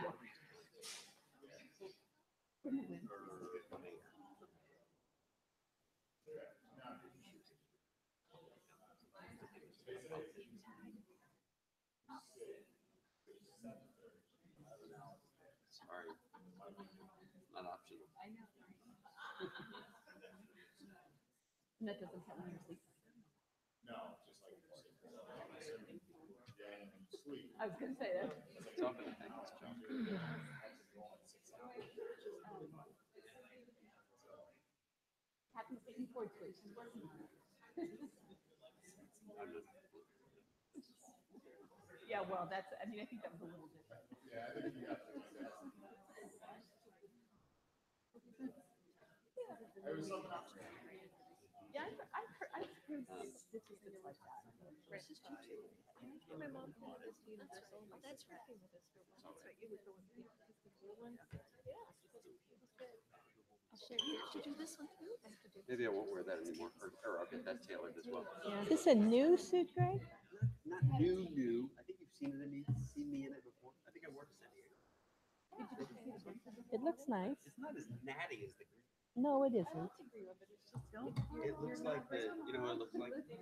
Sherlock Holmes. Yeah, it looks like, No pain. Just, um, just fine. I'm on antibiotics.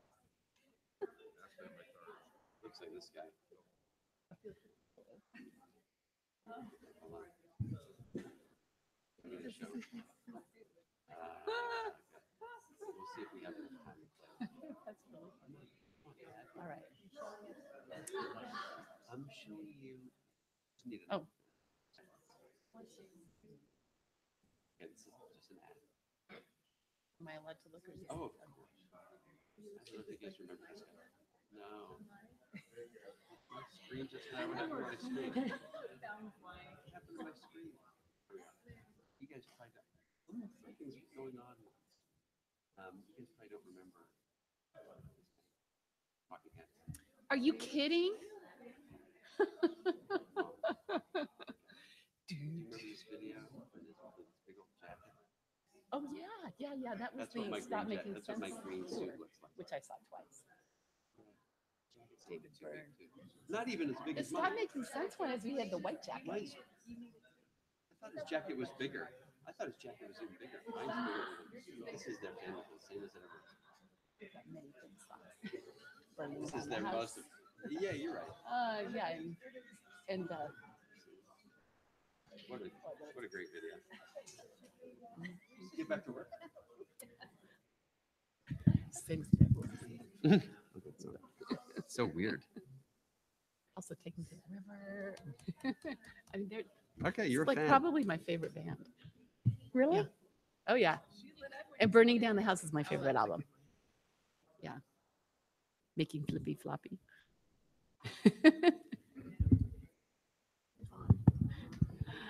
Okay. Are we ready to reconvene? The meeting of the Board of Trustees of the Mountain View Wisconsin School District is now reconvened at 8:44 p.m. And the next item on the agenda is our fine arts programming. And it looks like Tara is going to present on that again, I or get as well. to- Thank you, Tara. I get to join you again on behalf of Kathy Bauer to share some information with you tonight on the fine arts in Mountain View Wisconsin School District. All right. So California adopted visual and performing arts standards back in 2001. Those standards are currently being revised with a new framework expected in 2019. Fine arts is an area of success for our district. When we conducted the district quality review, fine arts was something that was really very nicely highlighted. They highlighted art, music, performing arts, as well as our great partnerships with CSMA and Mountain View Educational Foundation. While there are no specific goals that tie directly to fine arts in the strategic plan, there are actions in our LCAP and in our district core values and beliefs that support the continued development of our fine arts programs. District elementary art and music programs go way back to the late 1970s when Prop 13 was passed in 1978, and art went out of schools. CSMA received a grant to hire art teachers and create a curriculum. At the end of the grant, the district got involved, and in 1993, music was added to our program for elementary. Our district is so fortunate to have the relationship with Mountain View Education Foundations because they, along with the financial support from the district and the city of Mountain View, allow our students to have art and music from our transitional kindergarten all the way through our 5th grade in elementary school.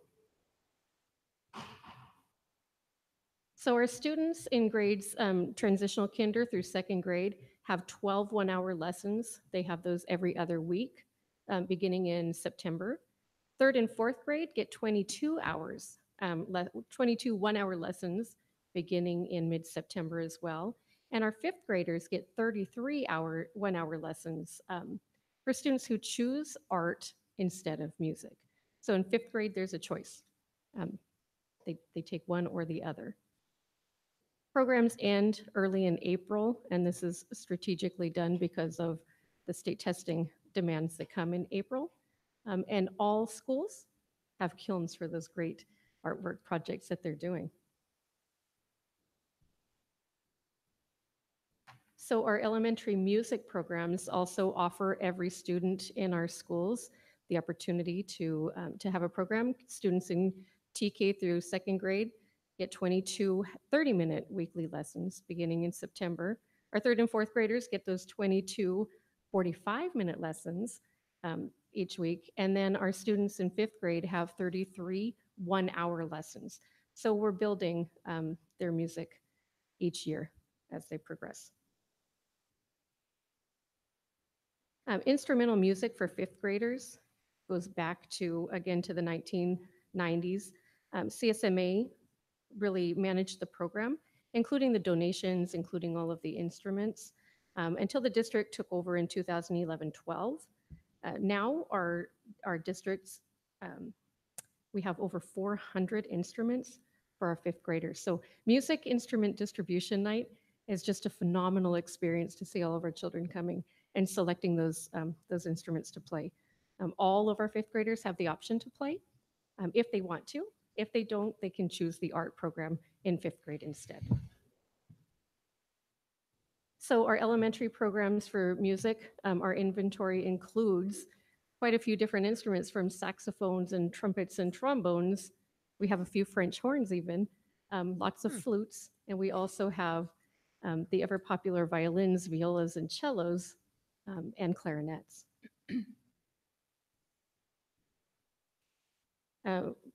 We're going to showcase a little bit of our middle school art programs, beginning with the new Crittenden Auditorium that is absolutely beautiful. We'll just start off with this as we discuss the middle school options.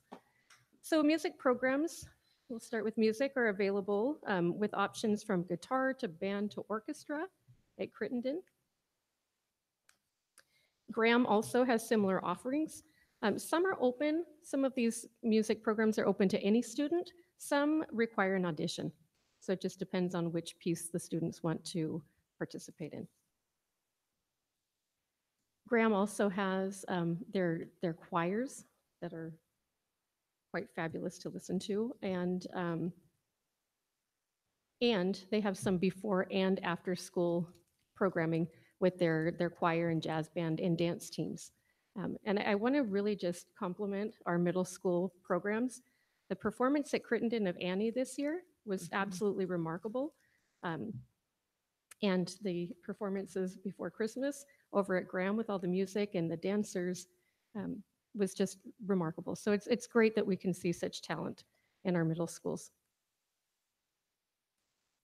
So both schools offer a musical theater program. Crittenden has an 8th period optional class for students. Crittenden partners with the Green Room to help with their productions. And like I said, Annie was just a fabulous, remarkable start to their new auditorium this year.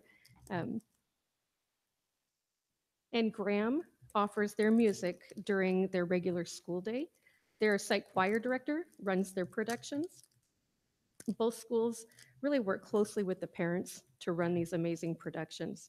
And I want to remind you to look out for the Seussical performance coming up at Graham in the springtime. I hear it's going to be as fabulous as Annie was. We'll highlight a little bit of the artwork that we see at our middle schools. Both of our schools do offer art programming at every grade level. Both of our schools also offer video production, which is a great piece that our district is able to offer. Students create and edit film projects and are able to film and edit and do the morning announcements for the schools through this program. So we have just a little overview here of the elementary fine arts funding. Funding sources for elementary music and art. Mountain View Educational Foundation is the primary funder, with the district, CSMA, and parents and the city of Mountain View supporting. And I have to say, we are so grateful for these partnerships because our programs couldn't operate the way they do without our great supports. Middle school fine arts funding is supported by Mountain View Educational Foundation, the district, and the parents. So both schools have remarkable parent groups that really work together to raise money for their programs. And I want to commend them for the work that they do. So we have a few things to consider. We, again, are so fortunate for Mountain View Educational Foundation and CSMA. Our art and music programs are really, truly dependent on them. We have really come to find that music is really growing and expanding in our district, and our children are loving it. So we're going to need to find ways to continue to support the ever-growing and expanding music programs that we offer here. I do want to highlight that CSMA does provide teachers to support the elementary art and music. These teachers aren't credentialed, so classroom teachers do stay in the classrooms during all of that instruction. It's a great way for them to see the fun work that their kids are doing too. So funding will need to be added at the middle schools to support the expanding instrumental music programs. The more fifth graders we find enjoying those musical instruments, the more students we have going into the middle school wanting to participate in their instrumental programs. So we're going to need to look at ways to continue to fund that. And our new middle school schedule has the potential to really expand our music programs and offerings to our students there as well. All right. Thank you very much. Absolutely. Trustees, does anybody have questions about the fine arts programming? No? Members of the public, would anybody like to comment on the fine arts programming in our district? Music, art, video production? So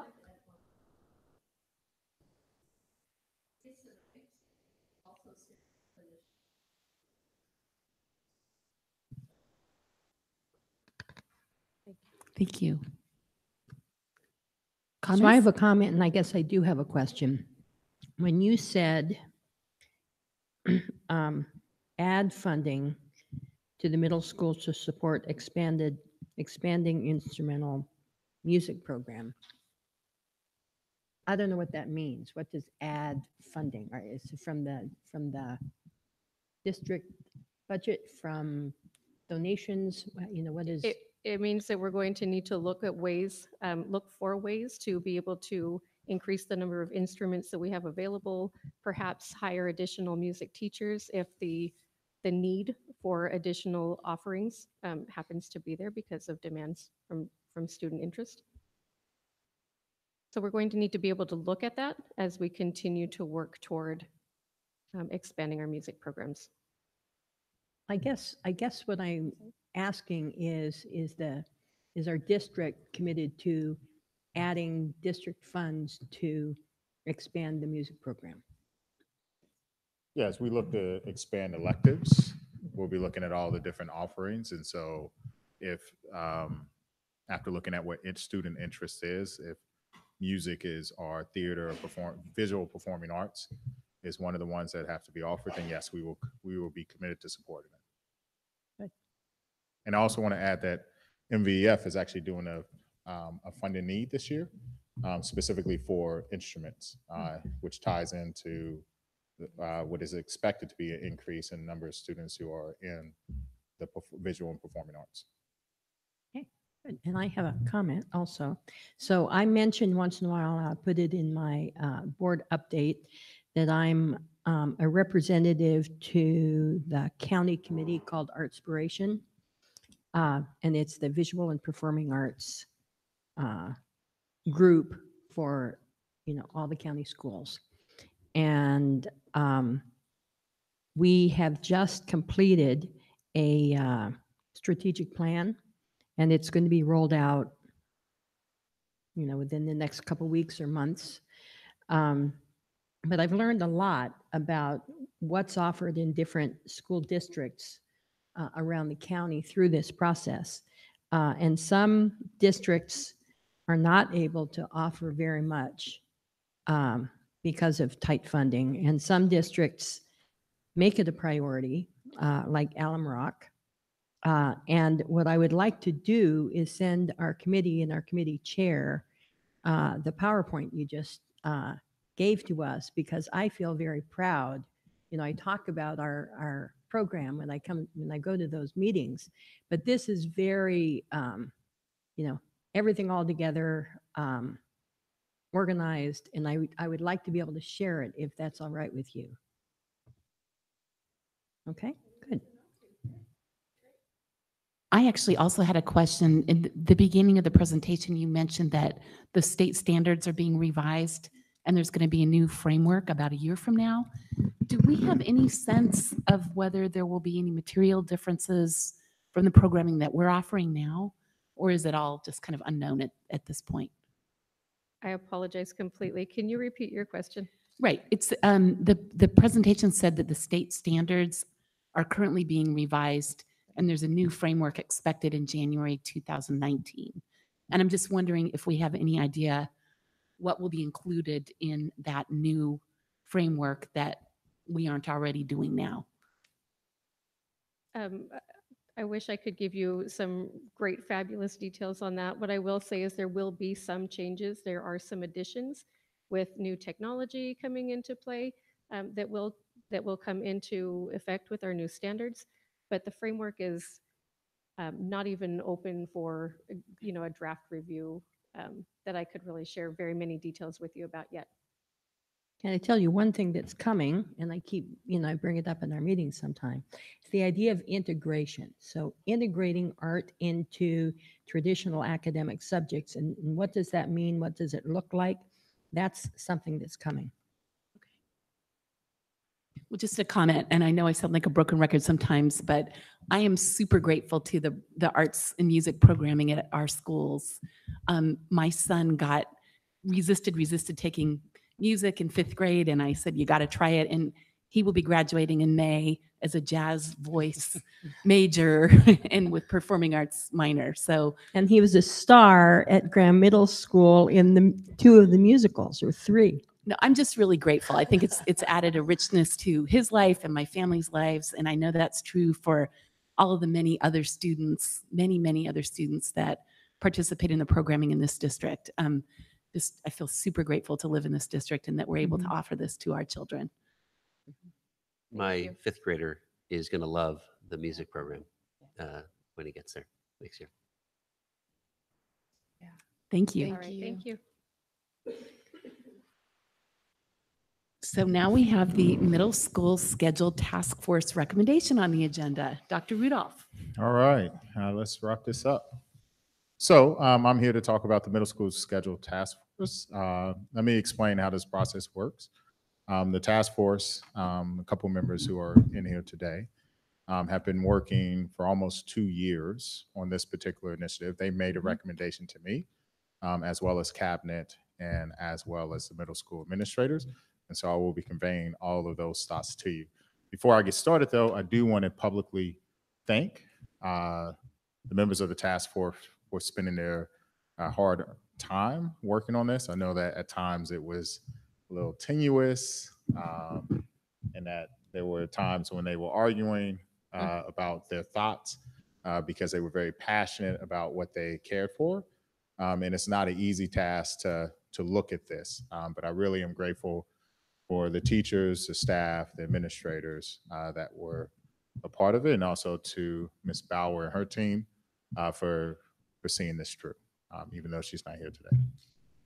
So first, let's talk about why we have a new schedule. One of the first things I want to acknowledge is that in 2015, when I first arrived here and we did a district quality review, one of the comments that came out consistently, not from just our special ed students and also our EL students, but also from all of our parents, was this notion that, you know, middle school, as a former middle school teacher, middle school is really about the social experience. It is about making sure that kids have sort of a love of learning. And a lot of it is really about that social emotional development, not to put down the academic standpoint, but we do know both as a parent, as an administrator, and as a 9th grade teacher, those years from 6 to 9 are really just interesting times, right? A lot of development is going on. And so that comment came out very clear in our district quality review from multiple parents. And I know at times the narrative has always been about there are groups of individuals who do not have an elective. This has really been a concern that was raised by multiple parents at both ends of the spectrum. And so as we use that information to develop our strategic plan, we decided that it was important to address it under a couple of different areas. And so our strategic plan under Goal 2 says that we're going to eliminate the gaps. And part of the reason why we said that we want students to have access to electives is to assure that students have reasons to show up to school. And if we can get them here, we can make sure they make that choice, and we can intervene early and often, which is also part of the RTI program. And so that requires for us to create a middle school schedule that is equitable to all students and really adapts to their particular needs at any given time. Additionally, we also wanted to make sure the research is very clear when it comes to co-teaching environments or an inclusive environment. We want to make sure that our special ed students are getting the best education possible, and that they're provided a free and appropriate education. And so we also added the goal of making sure that our special ed students would be in a co-teaching environment. And this means that both of these things had to take place at the exact same time. Originally, when we looked at the middle school schedule, we looked at it from a standpoint of just making the adjustment, and then co-teaching or inclusion was supposed to come afterwards. And we made the decision, why would we subjugate any school to go through two different changes when we can do it all at once? And that's also part of the reason why we pushed this back a little bit. And we're currently working on how we're going to do co-teaching and inclusion throughout the district, including looking at this possibility of expanding into elementary a little bit earlier than what we thought. So just a little history about how we got here. And I know that this has been reviewed a couple of times, so just bear with me. In 2011 and 2012, both middle schools had different schedules. The decision was made afterwards to make sure that both of the middle schools had a similar schedule. And then the adoption of the Common Core came into place, and there was concern that our kids essentially will have a lot of fundamental gaps with the Common Core because of the level of rigor that was actually asked.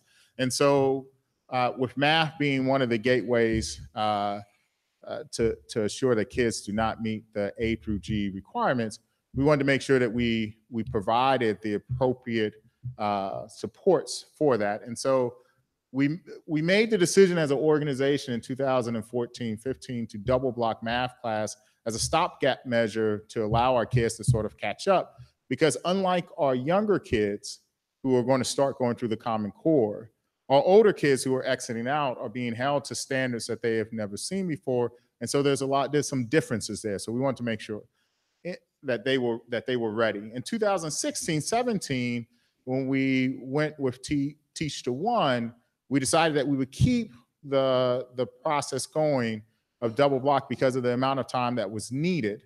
And then when we abandoned Teach to One, we decided that we would continue it just for one more year because we knew that this moment would be coming.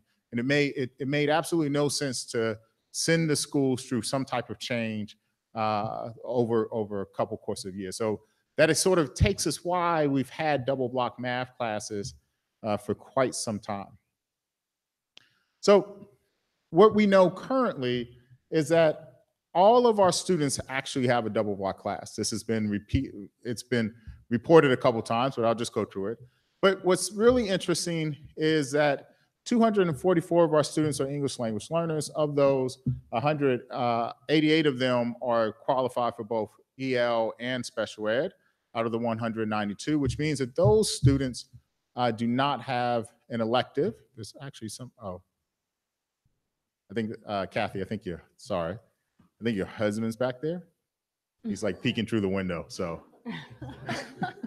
sorry about that. He's a strange guy looking through the window. I just happened to look up and see him like poking his head. So Dave, how's it going? So we want to make sure that we have a schedule that really meets the needs of all of our students, which means that if our goal is to assure that we're going to have an elective for every single student, we have to develop a schedule that gets there.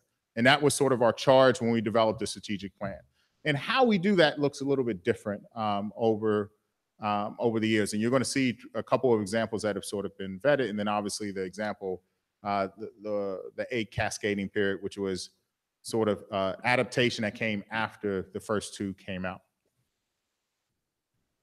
So they had a couple parameters that they had to work with. Obviously, it constrained them a little bit, but we looked through inspiration through our constraints.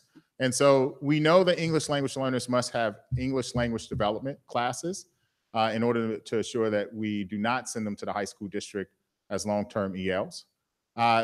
Additionally, students with IEPs need instructional supports if their IEP calls for it. That is a federally mandated item that we cannot get past.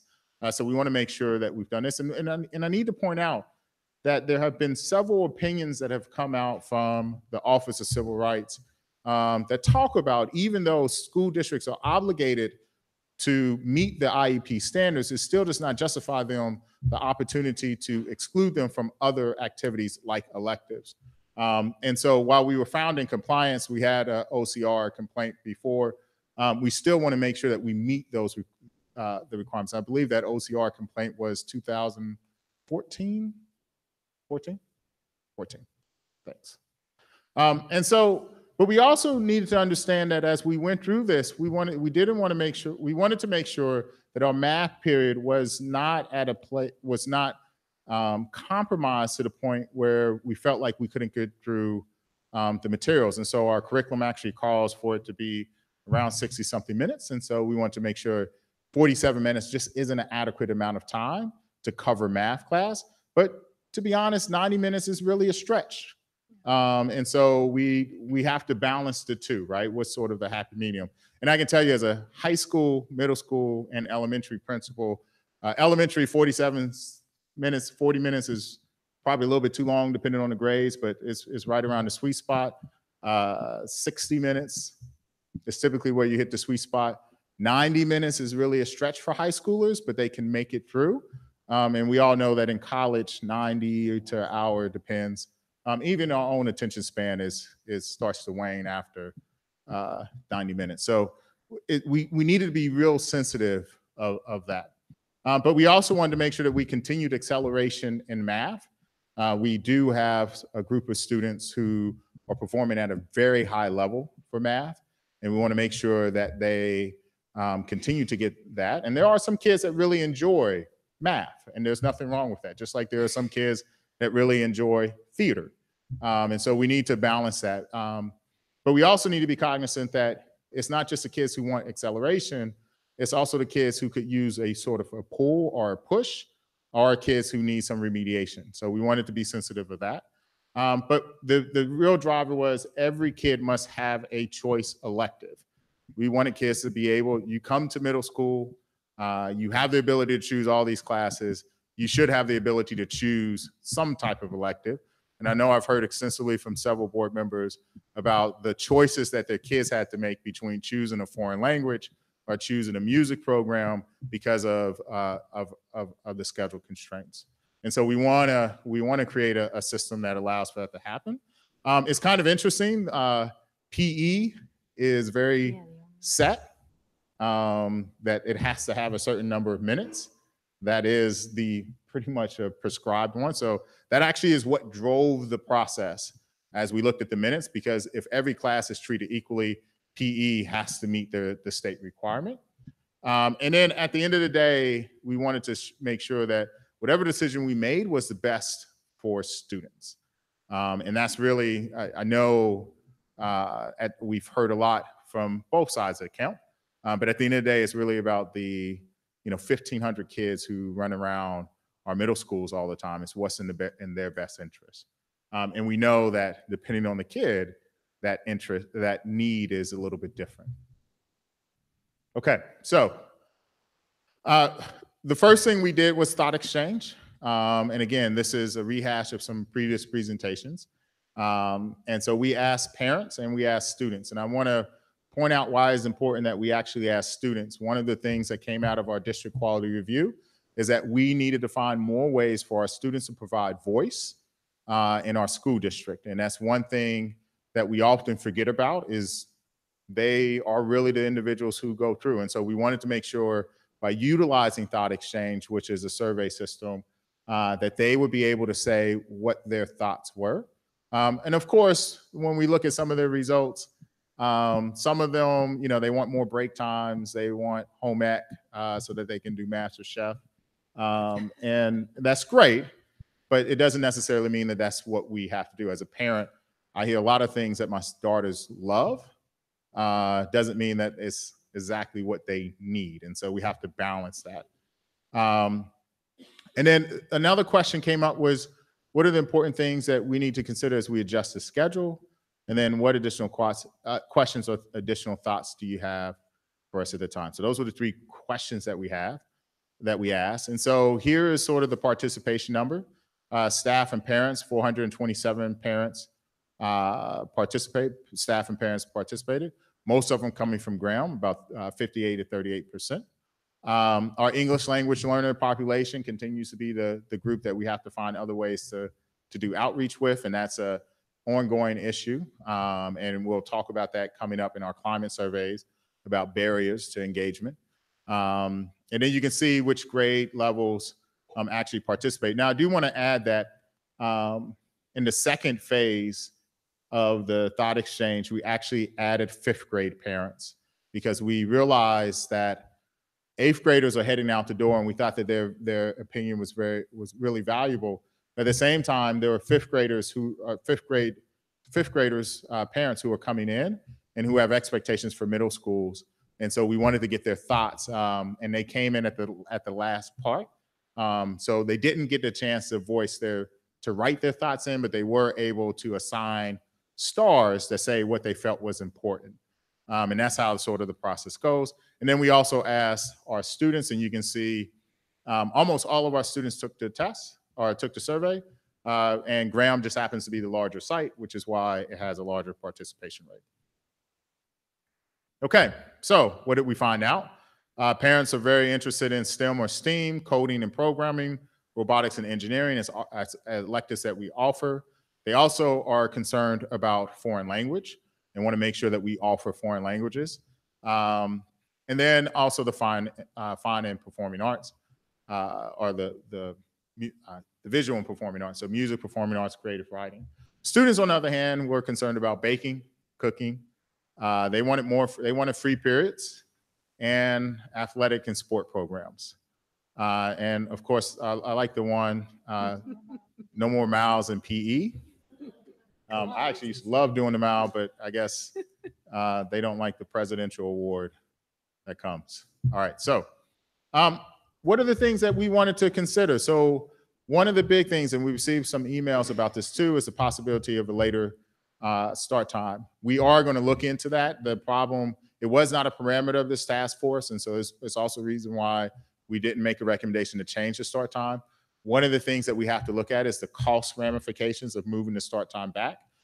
It's not just about athletics. It's also about child and nutrition services. It's about after-school programs. It's about busing.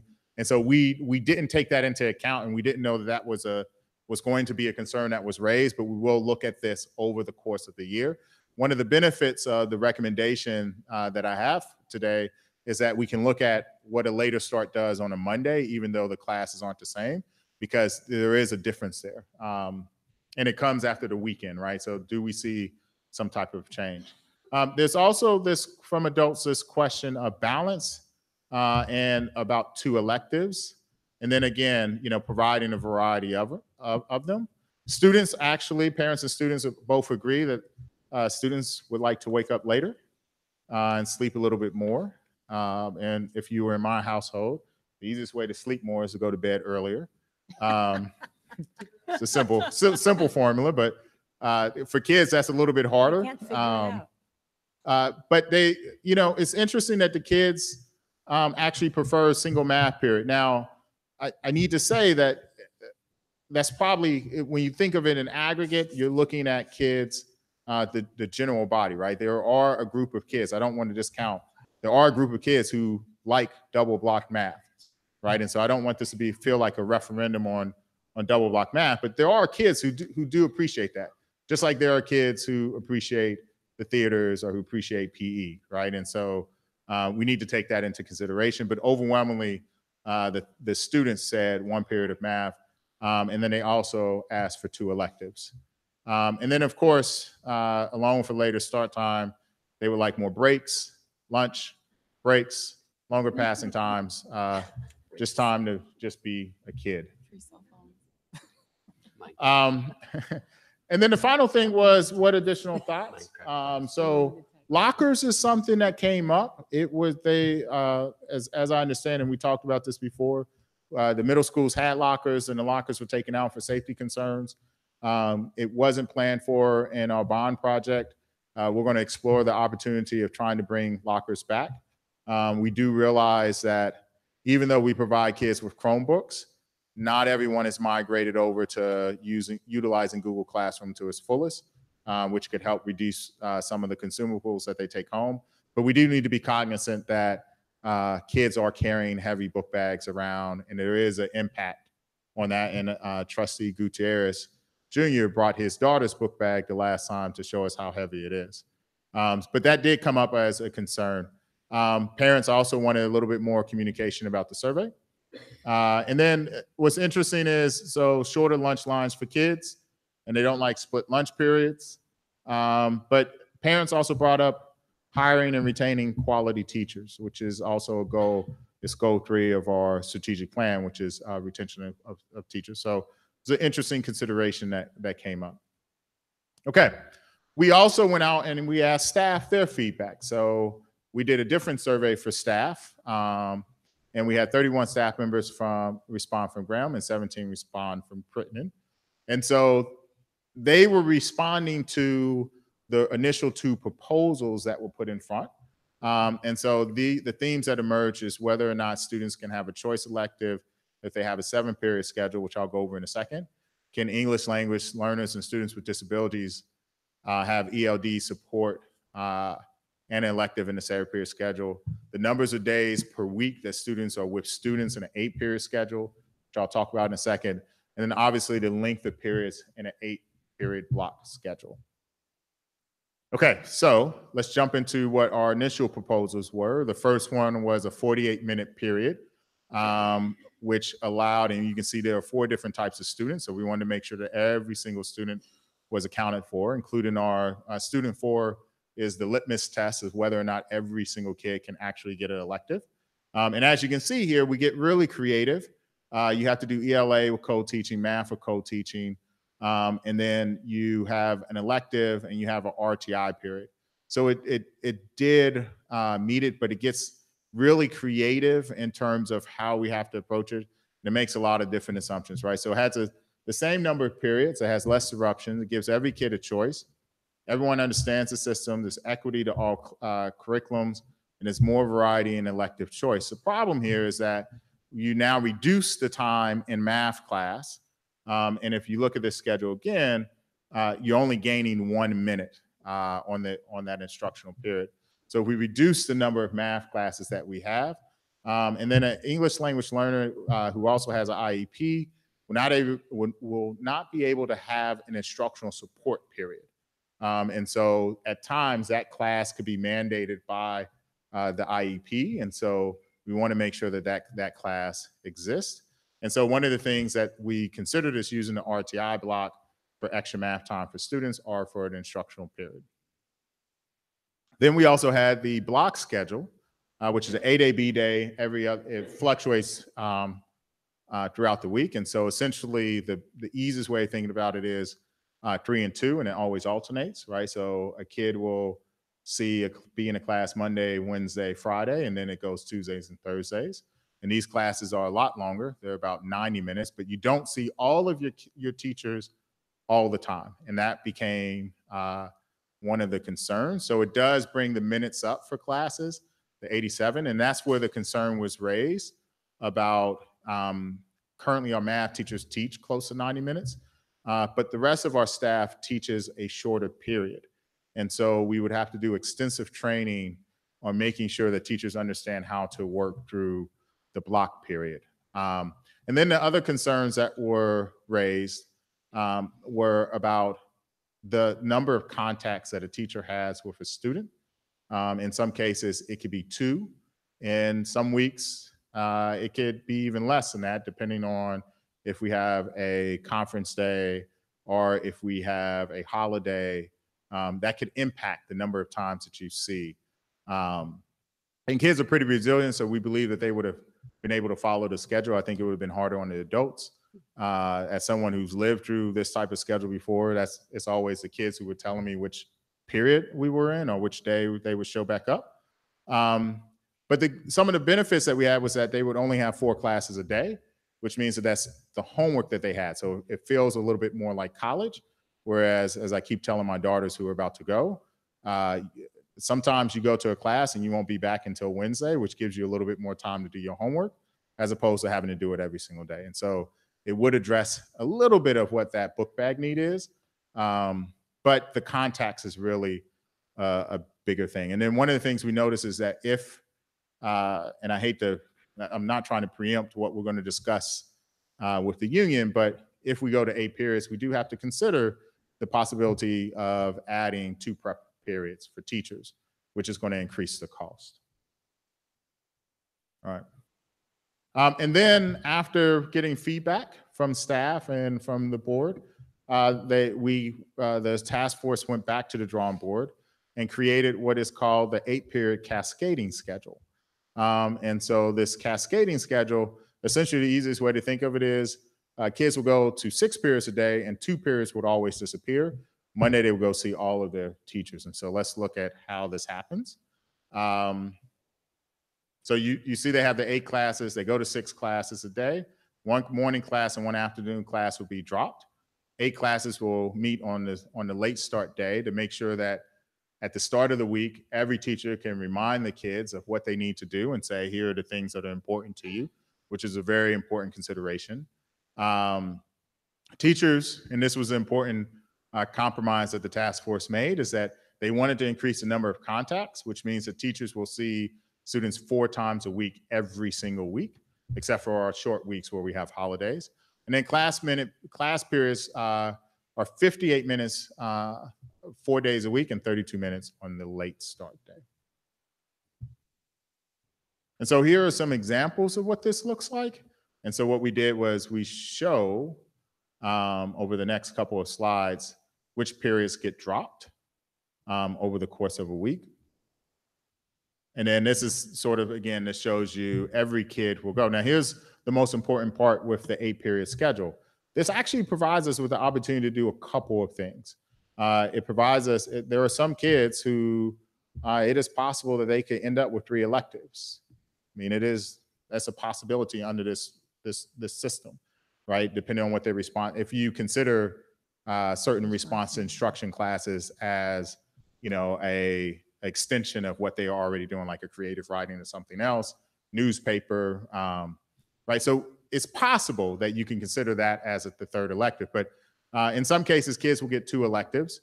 The response to instruction class will be, time will be used to really look, when we look at the student data, we will be able to adjust to whatever the kids need. So there are a group of kids who will get double block math. There are kids who may get 2 English classes.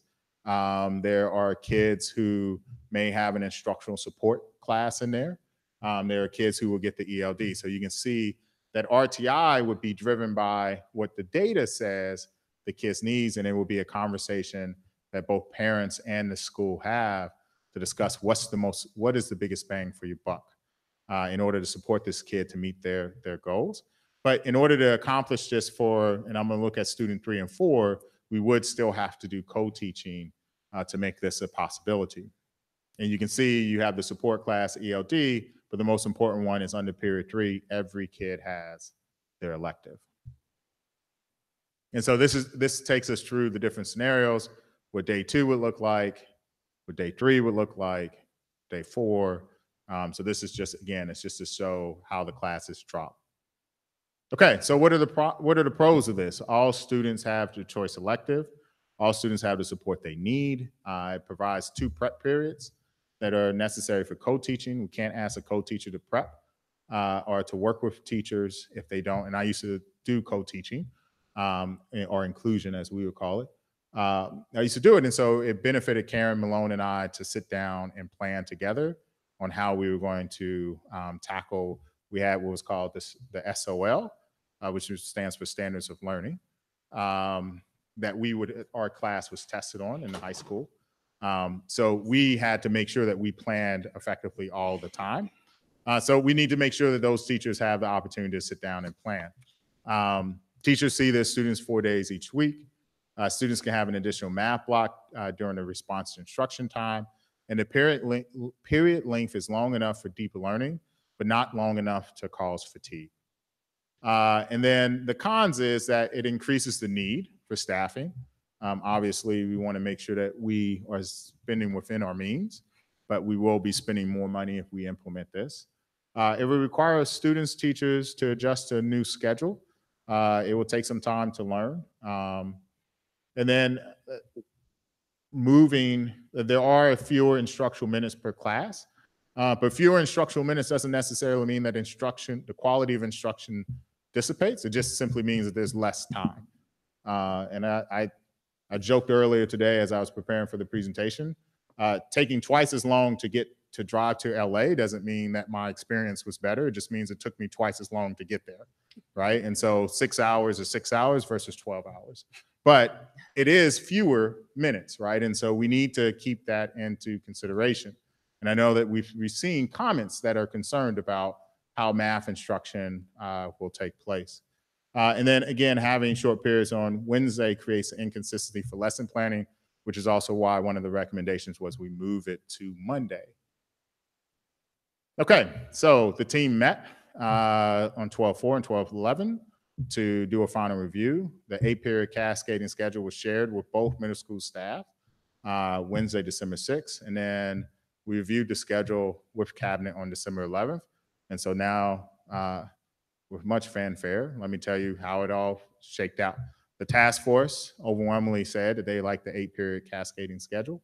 I believe that it was a great way that they compromised. I think if my assessment or my observations of it was that there were some on the 7-period camp and there were some on the 8-period A-Day, B-Day camp. And so they were able to find compromise, which is a very good thing. Cabinet agreed with the task force and made their recommendation that the 8-period cascading schedule was the way to go. The middle school administrators also agreed that the 8-period cascading schedule. And so it's my recommendation that we do a 7-day, A-Day, B-Day schedule for everyone. Making sure y'all paying attention. My recommendation is that we do an 8-minute period cascading schedule also. And so just real quick to wrap this up. So what's the next step? We're seeking board approval to move forward with this. Once we have board approval, we'll make sure that we're going to have, we know we want all kids to have electives. So what we need to do is start communicating out, hold some forums with parents to discuss what the implications are. We will have to convene work groups to work on scheduling. We will also, this is the prime time. We originally hoped to have this done in December, but when this last version came out, we moved this back to January, which pushed us back a little bit on our timeline, but there's hiring that has to be done in order to execute this. And so we need to, if, as a former scheduler, you look at what the kids are looking at or what the requests are, you then have to go out and hire for that. So if we add music teachers, we add art teachers, we add Spanish teachers, we have to go out and find them, which means that the human resources team has to get on the ball. And so they're waiting on us to tell us which which classes they want.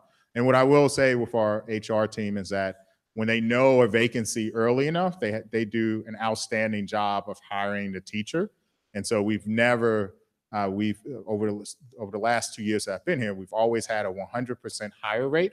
If we have the position, we know the position by March.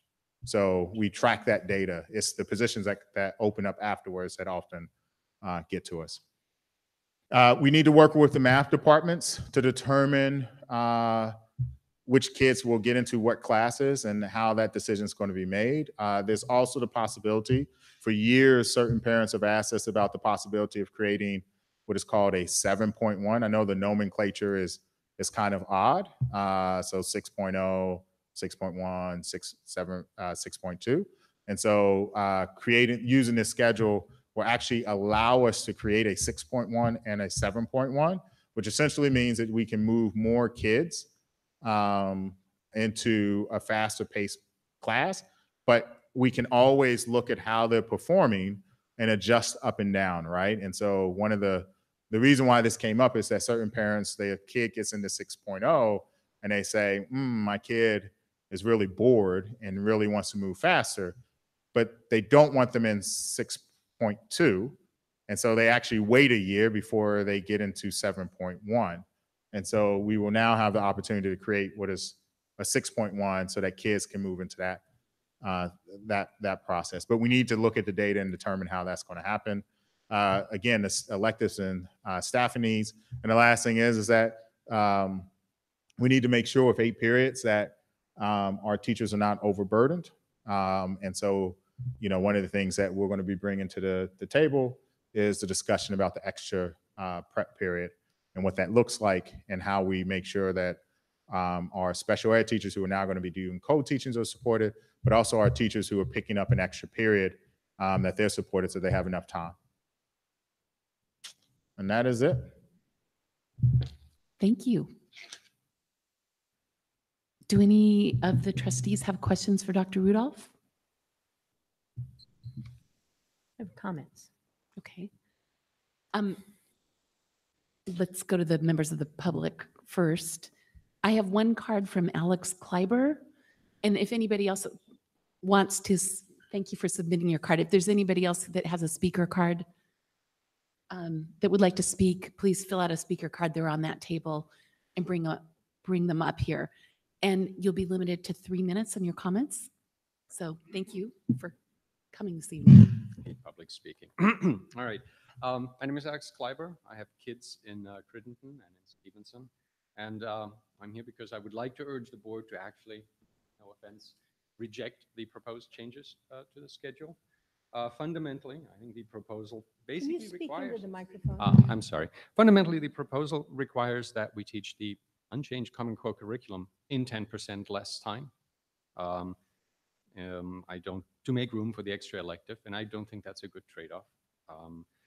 The proposal is cutting 10% of time off all the core subjects. Double math is something we introduced in response to high school demand to bring our math scores up. It is losing 46 minutes every week. Overall, the core subjects are losing to over 2 hours of instruction every week, not counting PE here. And, perversely, I think these cuts will hurt actually the weakest students the most. They're the ones who can actually use those extra 10%. So I fear that this proposal will actually result in lower overall scores. I think it will make the achievement gap actually worse rather than better. It'll add more stress to the kids. I think that's inevitable. There'll probably be lots more extra homework just to make up for the lost time. And I personally think that this proposal actually moves the schools in the wrong direction. Let me raise one more point also.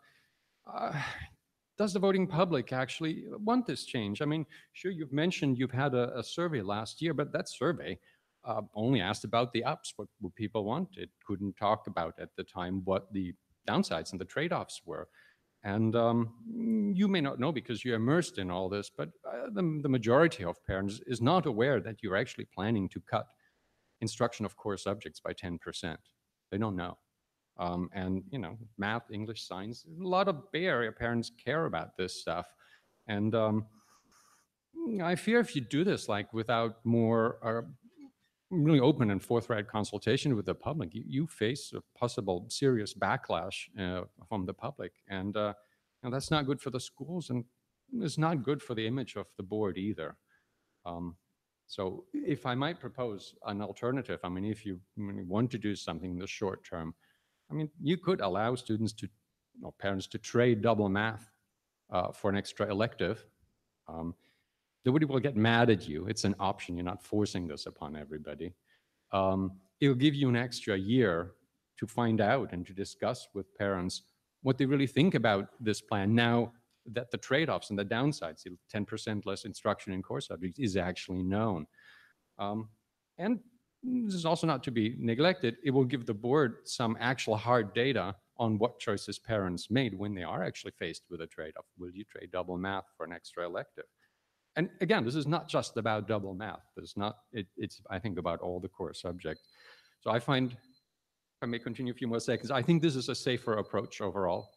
I think it's more respectful of the public. I think education is an area where you want to tread slowly and carefully, and you want to get the buy-in of all the stakeholders, including the parents. And I personally think that I don't think the survey, since it was so one-sided, can count as counting as buy-in from the parents.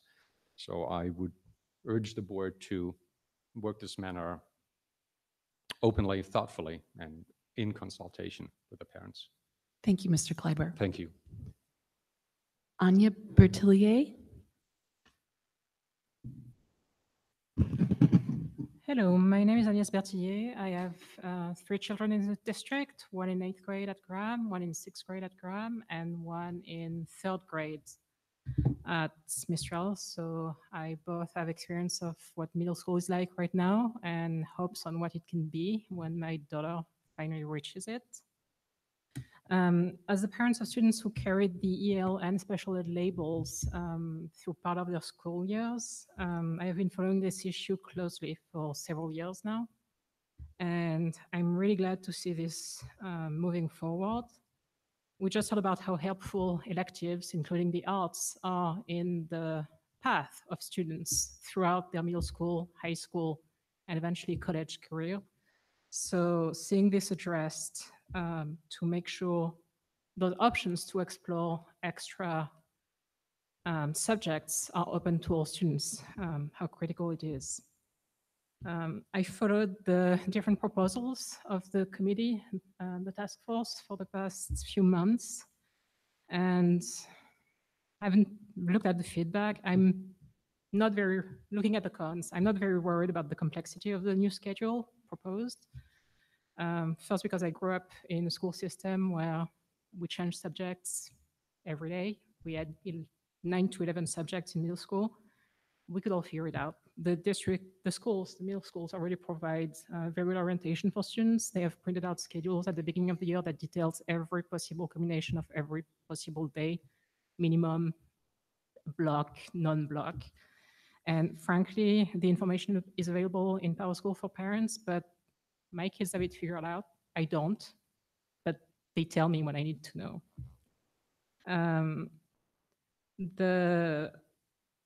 I like the AB schedule that was proposed, but I'm looking at the cascading schedule proposed. It seemed to address most of the issues there were. The only ones are I'm not sure what teachers can get done in 32 minutes on Mondays, but I've been told they can figure it out, and I will trust them on that. The feedback from my students is that they're really sad about the shorter morning break, but they're really glad to lose the double math period. So there.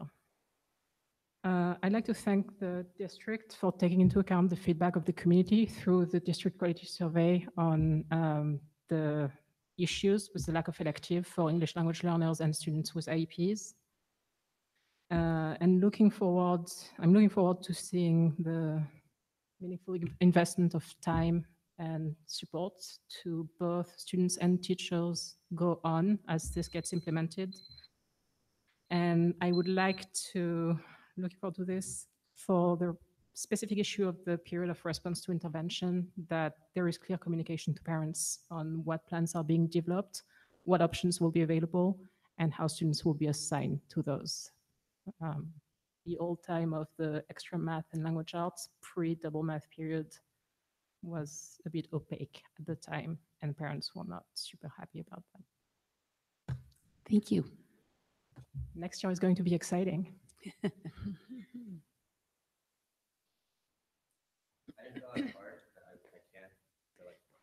If you would please, when you're done, thank you. So I'd be kind of upset at myself if I didn't say a couple things. Could just you 'cause, also introduce yourself? Edgar Gomez, I teach at Graham, I'm a social studies teacher. And just because I'm so invested in this and we have been doing this for 2 years, essentially, I just have to at least make sure that it's known and I kind of get this out. A couple of things that we addressed early on, right, is the reason why we were doing this was to kind of eliminate some of those gaps that we have of inequality. The only thing that I think about with the proposal is that it would kind of still be there. Those gaps of inequality are definitely still going to be there, even though, even more so, right, if we say that there's a potential for a student that have essentially 3 electives, right? So not that that's not something that we can remediate or kind of control at a site-specific level, but I think that that's just something that we need to be really careful of. Because if we're trying to eliminate the haves and the have-nots, the cascading schedule just perpetuates that a little bit more, right? It's just now you get 2 electives and you only get 1. It's great that we're, giving students a slice of that bread and they can have a little bit too, but now we're giving more to certain students, right? So that kind of continues that, those inequalities that we're talking about and trying to eliminate. The other thing that I wanted to kind of address was and I'll harp on this forever, so I'm sorry, but if we're trying to move away and trying to have a more inclusive model, then our current scheduling, our current structure of a system, especially at the middle school, does not do that with the tiered math classes, right? So that's not an inclusive model. And I know that we've, as a district, have tried to get away from that. And what we presented wasn't very well received, and we made adjustments, and I understand that. So I appreciate that we made an effort to try to, remove that. But we still have that, right? We still have that these tiered math classes essentially don't allow an inclusive environment, right? We separate students based off their abilities. And if we look at the makeup of those students, right, essentially I would personally say that that's semi-segregation, right? If we look at the makeup of those classes, if we are going to add an additional 0.1 to a 0.2 and a 0.0, that's, perpetuating that even more so, right? So that's the only thing that I would say in regards to that. The types of electives I think is extremely important. Yes. We have current classes right now that have maybe 10 students to a class or 15 students to a class. So I would hope that because students are going to get an elective, that they are allowed to choose certain electives that they want, and not just because we have openings in certain electives. I wouldn't want somebody just to be forced into a media class if they really want to take choir, or a STEAM or STEM class if they want to take Spanish or whatever. And then the last thing that I would say is it's hard to just, it's really hard. I personally don't know if we made a collective agreement towards a recommendation. I was extremely torn about the scheduling. I was one of the people that really wanted the 7 period day. I do have to agree that this would be a win for students who usually are kind of overlooked and allowed to get that elective. So that's the thing that I kind of hold on to and say, hey, maybe I didn't get what I wanted, but I know that's going to be good for students who usually don't get what they want. So. Thank you very much. I have a question for the speaker. So I'll fill out the card right now. Okay, good. You talked about how this proposal perpetuates an inequity in that some students, like right now, some students have 1 elective, others have none. With this, some will have 2. The ones that used to have 1 will have 2, and the ones that had none will have 1. And you were saying that that perpetuates an inequity, but that's because the students that have 1 are getting something like ELD, correct? Isn't that's also supposed to address an inequity? So would you,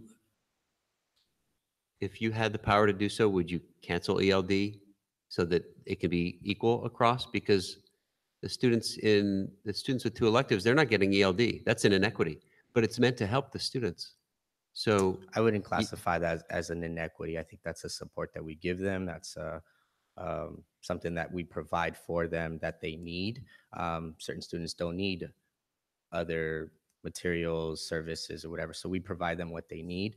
I think that this is a deliberate thing where we're saying these are electives, opportunities that you have at your disposal, and you get 2, you get 1. That's, I think, is where the inequity is. So But to say I'm that just ELD, confused. So if we're going to give ELD to students that need it, what are the other students going to do during that time? they are in their courses. They are in the subjects that they need. They are getting what they need. ELD is what other students need to develop their English languages. But all the students have all the same courses plus ELD. So unless the ELD students are having ELD after school, what are the students not in ELD supposed to do with that part of their day? Because they're all in social studies and they're all in science and they're all in all the other classes. So if the days are the same length and some are getting ELD, what are the other students supposed to do with that time of their schedule? I think, and if I'm wrong, maybe that's where our model brings up the response to intervention. So I think every student has the opportunity to grow, not just maybe in language opportunities, but they could also get assistance in math. They can get assistance in writing. So if they need specific support in a certain area, that's where we provide that. And that's where our response to instruction or intervention would come in. And again, I'm not really sure what that looks like, but while a student is receiving ELD or language development, then other students will receive additional support in something else that they could benefit from. Now, and I would be one that would say every student, regardless of who they are, could benefit from something additional from just the core subjects that we give or whatever subjects that we are providing them. Every student needs social emotional learning. Every student needs additional writing support, additional math support. Regardless of who you are, we can integrate something to support them while students are doing language development. Okay. It's 12 minutes to 10. I'm done. Are we going? Can I move that we extend the meeting till a maximum of 10:30? I'd like to ask, once we're done with this item and there's no other public comment and we're not taking action, what else are we supposed to be doing with the next 12 minutes? I think it's just commenting, and I wanted to make sure that the trustees had adequate time to provide comments. So I think we have adequate time. could we say 10:15? Okay. Yes. So if you make the So I motion, move that we extend the meeting till 10:15. and I second. All in favor? Aye. Okay, I just wanted to make sure that we weren't too Did rushed. we have an opposed? Abstain. Did Do you we get that, have Kathy? a new board member up here? Is that what we've got up here? New staff member. Cabinet. Now we're over 60%. We're paying them. So Now we're up to trustees, over I know 60%. a lot of people, and I have some comments from trustee Gutierrez to read as well. How about you read his? Okay. And so he says he's in support of the task force recommendation for an 8-period cascading schedule. I support this approach so that we can offer all students an elective. Equity is a key component for opportunity and equality in public education. The schedule still allows enrichment or intervention for math or any other subject matter. It also uses Monday as the late start, helping our students transition from the weekend, providing them the ability to sleep in a bit. The rest of the week class schedule will then be tailored for providing teachers additional prep time, thus promoting even better teaching and hopefully robust discussions in class. He also, just as a complete aside, and I blew it when we were talking about the general fund, and he was in support of that as well. So.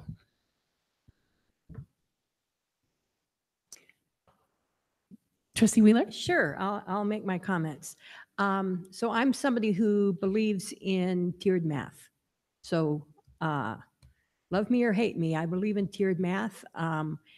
I read a lot about students who want to prepare for STEM fields and the interest in getting underrepresented students into STEM fields and, more students into STEM fields.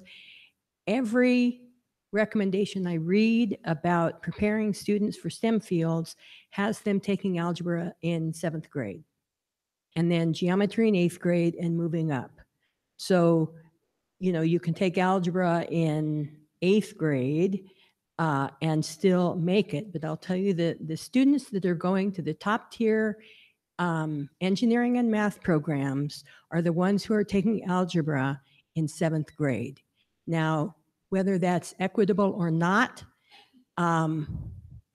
that's what's going on. What I would say is I'm very interested in, and I know our teachers are too, and our superintendent and our board,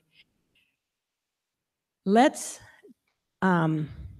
work together so that more of our elementary school students are ready to take algebra in 7th grade. So I will also say, and I'm one of the parents that talked with Allende, Dr. Rudolph, about this. My husband was an engineer. My son was one of the top math students. And I am not somebody who's interested in math. I'm interested in social studies. I'm interested in the arts. I would not have wanted a double period of math. But I went home and I asked my son, who was a top tier math student and now is went to a top tier college and graduated, all that sort of stuff. Would you have wanted to take 2 periods of math in order to have this math progression? And he said, yes.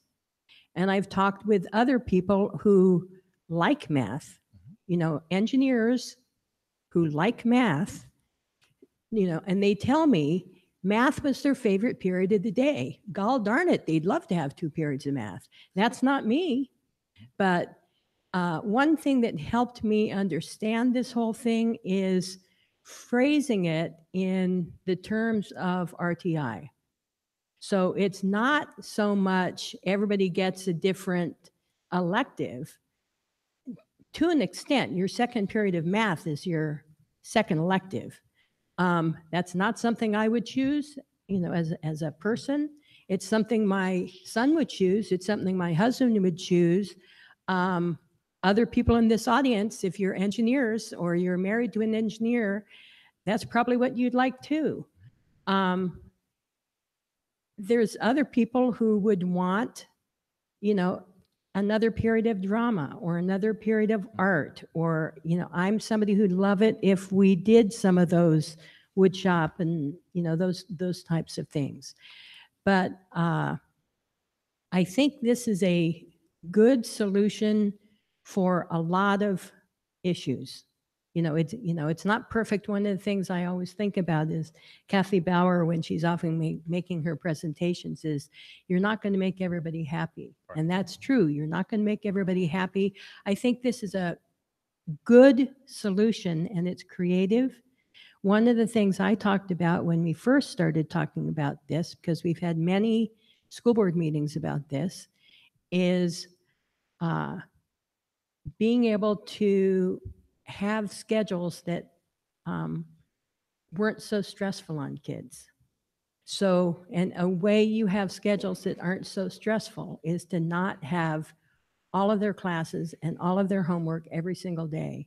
So you have 6 classes instead of 8.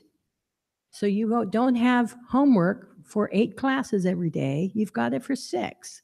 That's, a meaningful decrease in the amount of time of homework and the amount of stress that students would feel. I appreciate Agnes saying, and other people saying, the kids get used to this schedule. That, for a lot of adults, it seems very confusing. The kids get used to, this is what they do on this day. So, whether it's going to help with, the heaviness of books, I don't know. It is also very meaningful to me that this committee worked for 2 years and they came up with this creative solution. And then our cabinet examined all these and they came to the same conclusion. And our middle school principals and staff examined this and they came to the same conclusion. And our superintendent examined this for 2 years and came to the same conclusion. So that's meaningful to me as a school board member and as a community member, that There's a lot of thought that went into this, a lot of participation went into this, and then everybody came to the same solution. So I am in favor of us moving forward on this. I'm very interested in learning about the next steps and what the actual electives will be and who the teachers will be, who we can hire and who we currently have to teach these classes. And I know this is long comments, but I am in favor of this cascading schedule. Thank you. I will agree with Trustee Wheeler. I just have a few things to add. I think to sort of summarize, different students have different proficiencies is Mhm. sort of where you were going with that. And from some of the questions that I posed to staff, there's nothing to say that we can't have math as an elective. So if people or parents or children or otherwise are concerned about losing math time, they can take it as an elective. But different students have different proficiencies. And until I remember in college, until you get there and try a new class, you don't even know that it's out there. And that's what this time, this critical social emotional developmental time is for them to try new things and see what they enjoy or like. I had 2 electives. I think it's very valuable. I think it makes for a well-rounded child, citizen, and adult. I think change is challenging and hard. I think it's a lot harder on adults than it is on children. But I'd also like to point out that all the people and time involved in this process, these are predominantly educators that have our children's best interest at heart. And I think when people are proposed with change, they tend to forget that. The people involved in this process, we cannot make a perfectly equitable system. It's a good goal. It's a lofty goal. I've rarely seen it accomplished. We are doing our best, and I think this current schedule gets as close as we're going to get to it at this time. And that's what I had. So, Trustee Thank you. Collagenato. Thank you, ma'am. I just want to ask, what would be the effect of adopting the schedule that the first public speaker mentioned, which in effect would be our current schedule, but instead of 2 mandatory math blocks, make one of them optional, and anybody want to stay in it could stay in it, and anybody want to have an elective instead could take an elective. Does that achieve the goals of giving everyone the option to have an elective while just being much simpler and closer to current policy? It would give every student an elective. I think the concern that was raised in the beginning, if I can go back, would be from the math teachers about the shortening of the period to 47 minutes. And we can argue the semantics of whether or not 47 minutes is really the most adequate amount of time. But essentially, yes, it could technically address the concern. And would it meet all the other constraints, all the other, you had the first slide, you said like, here's the ground rules, here's the constraints that any solution needs to meet. So essentially, could you bring that slide up that said all the a different things? 7-period day. So you would, right, but I'm looking at the 7-period day to see how it would pan out. Here. So the question would be, if you think of this as just the 7-period day with 48 minutes, you would have a group of individuals of kids who would stay with double period math. And then you would have a group who wouldn't have double period math. And then you have your ELD class. The kid who is student number 4 would be the one kid that we would struggle to meet an elective with, because their ELD class is period 7, so that's their RTI. And then that kid also needs to have an instructional support class. And so in this model, you would have to assume that the co-teaching would be sufficient enough to provide enough supports to whatever the student's specific needs are. And whether or not that could be sufficient we would have to look at whoever the kid was to make an examination. But without thoroughly going through this, technically, yes, it could meet the requirements. That last kid would be the concern. That's our litmus test kid. And there's 92 of those kids? 88. 88. Right. Okay. I mean, I'm interested in just knowing if a small change like that gets the large majority of the difference that we're looking to bring in with this new schedule. And it has the advantage of being voluntary so that anybody that Microphone. Sorry, staff is like, Dr. Rudolph, get the microphone. Pass the microphone down.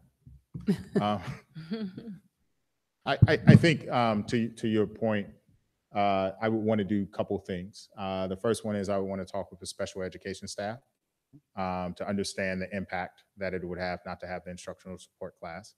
And then the second question I would want to ask is to pull the math teachers in and to ask them whether or not they think that 48 minutes is adequate enough time to do it. And then go from there. It's not to argue that it isn't possible, but those would be the two groups of teachers that I would want to ask, because they will be the ones that would be impacted the most.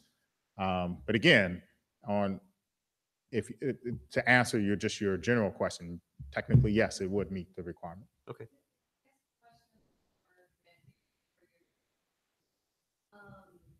It's brief.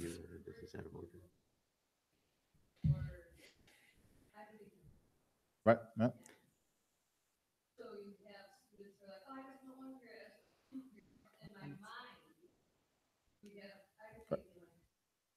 So, right. So,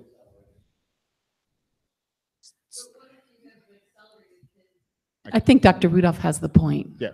So essentially for a math class, like for this to work, so currently our accelerated periods accelerate, right? They go through multiple courses. And in different states, what they would do is, 60 minutes, teachers are going to have to make some decisions about what they can do. Exit tickets will have to come off. Different decisions would be there.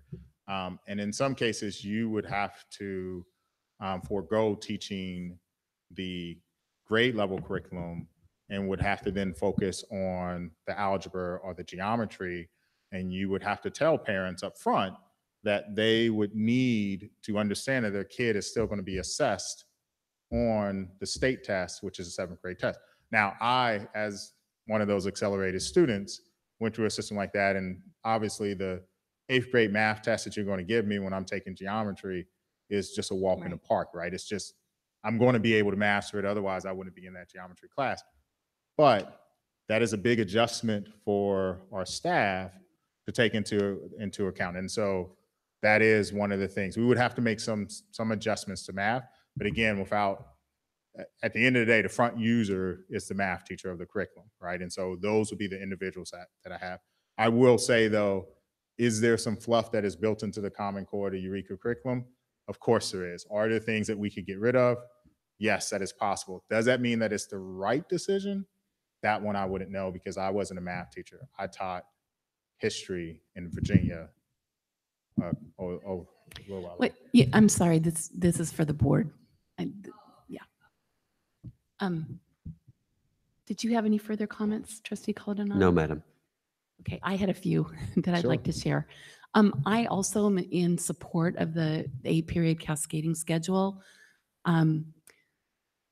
Some of the concerns that were brought up was that you lose 23 minutes per week for the different classes. But interestingly, in the audit that was part of our board package this evening, it showed that we exceed the mandatory state required instructional minutes for 6th, 7th, and 8th grade by about 10%. The state requires 54,000 minutes, and we already provide 60,907 minutes. So I think we're already providing, excess minutes. It's not so much also the minutes. Like you said, how long does it take to get to LA, 6 hours or 12? Is it a better trip? I mean, I do think that our staff has been working hard with the teachers on professional development. I think lesson plans are improving in the time that I've seen, and I think that our staff will be able to use those minutes effectively to teach the appropriate content. So I'm not as concerned about the reduction of about 5 minutes per day. I do have a small concern with the passing periods at 3 minutes. That feels too short. And I'm not sure how you adjust that, but I would have been tardy every day all the time if I had 3 minutes. And some of our campuses all depending on, if you've got classes in one wing and then you've got to get to the opposite part of the campus. So that is a small concern. I love the idea of more electives. And I was just thinking about when I was in middle school, I took drama, art, choir, journalism, and Spanish. And I think in order to do that, I must have had some of the classes that were semester so that the electives were, you might have one elective one semester and one another, which does provide an opportunity for kids to try more things. And I think just staying engaged in school and having the ability to have electives that speak to you, whether that be math for some kids like the ones Ellen was speaking about, or foreign language, or choir or something more, fun. I do hope that we'll be able to find enough staff to provide these classes. I know there has been a concern about our ability to hire language teachers with the appropriate credentials, but I think it's so sad that we haven't offered a language opportunity to all kids, or that most kids up until now have had to choose between language and music, or art and or GMS TV or the Crittenden video and a language. I think learning a language can be very fundamental and help in so many other different ways. It will help with your language development. It can help with, it can help with your reading for history and social studies and science. I think it can just be super helpful. And there may also be ways, when you talked about the equity issues of not all kids would be able to take 2 electives, there might be some ways to combine things like journalism with RTI for ELD or something like that. I know our teaching staff has been wonderfully creative in doing some of those kinds of things, and I would hope that we'd continue to explore other opportunities like that. But most of all, I just think it would be best for the kids and allow more kids to stay engaged and have a reason to get up every morning and be excited about coming to school. So I'm really excited about the opportunity to move forward with the 8-period cascading schedule next year. And I really appreciate all the hard work that everybody's put into developing this schedule, and also appreciate the comments from the community. We had speakers here this evening, but I know all the trustees also received a lot of feedback, some in favor, some not, but from parents, and I appreciate the engagement in our community. So thank you. So I believe we actually wanted this as an action item. I just wanted to get a tally of what the boards. So is it 4? Well, technically it's only 4 people can vote. Trustee Gutierrez isn't here. But he'd express his support for it, but yes, he can't vote. So is it 3-1, 3-4-0? Well, I would include Jose's comments. I Okay. mean, if you, and it's not a vote, it's, Right. it's, straw poll kind of. yeah, a straw poll. So of a straw poll, I would say it's at least 4-1. Yeah, I'm still considering another alternative, sure. Okay. All right. So we will move forward with implementing this, and we'll come back with next steps. Thank you. Do we need to vote on it at the next meeting We'll then? bring, Because it was on review and discussion. I had just assumed it was going to be action. we can at our bring it next back. We'll meeting, bring it but- back for action. It should have been action this meeting. Hmm. So that's ours. Because Okay. this is now we did the exact same presentation at the 8th, so this should have been an action item. We didn't have the 8-period cascading schedule did. last Yeah, time, we did we? did. We did. Okay. We did. Yeah. So we will Okay. bring it back one more time then for. So when you bring it back, is it going to be back in a regular agenda item, or is it going to be in consent?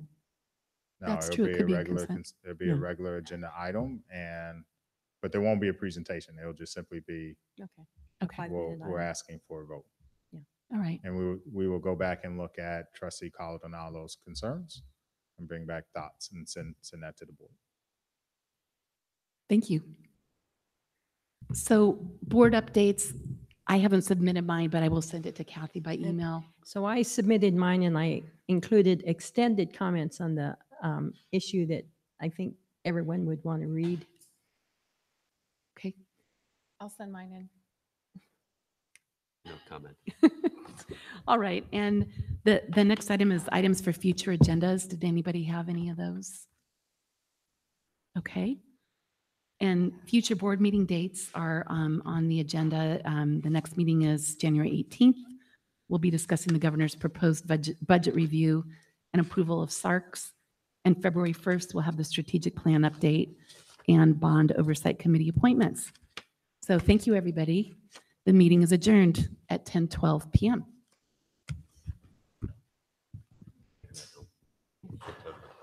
Did they tell it? Okay. Yeah, Sorry. I gotta give it right home.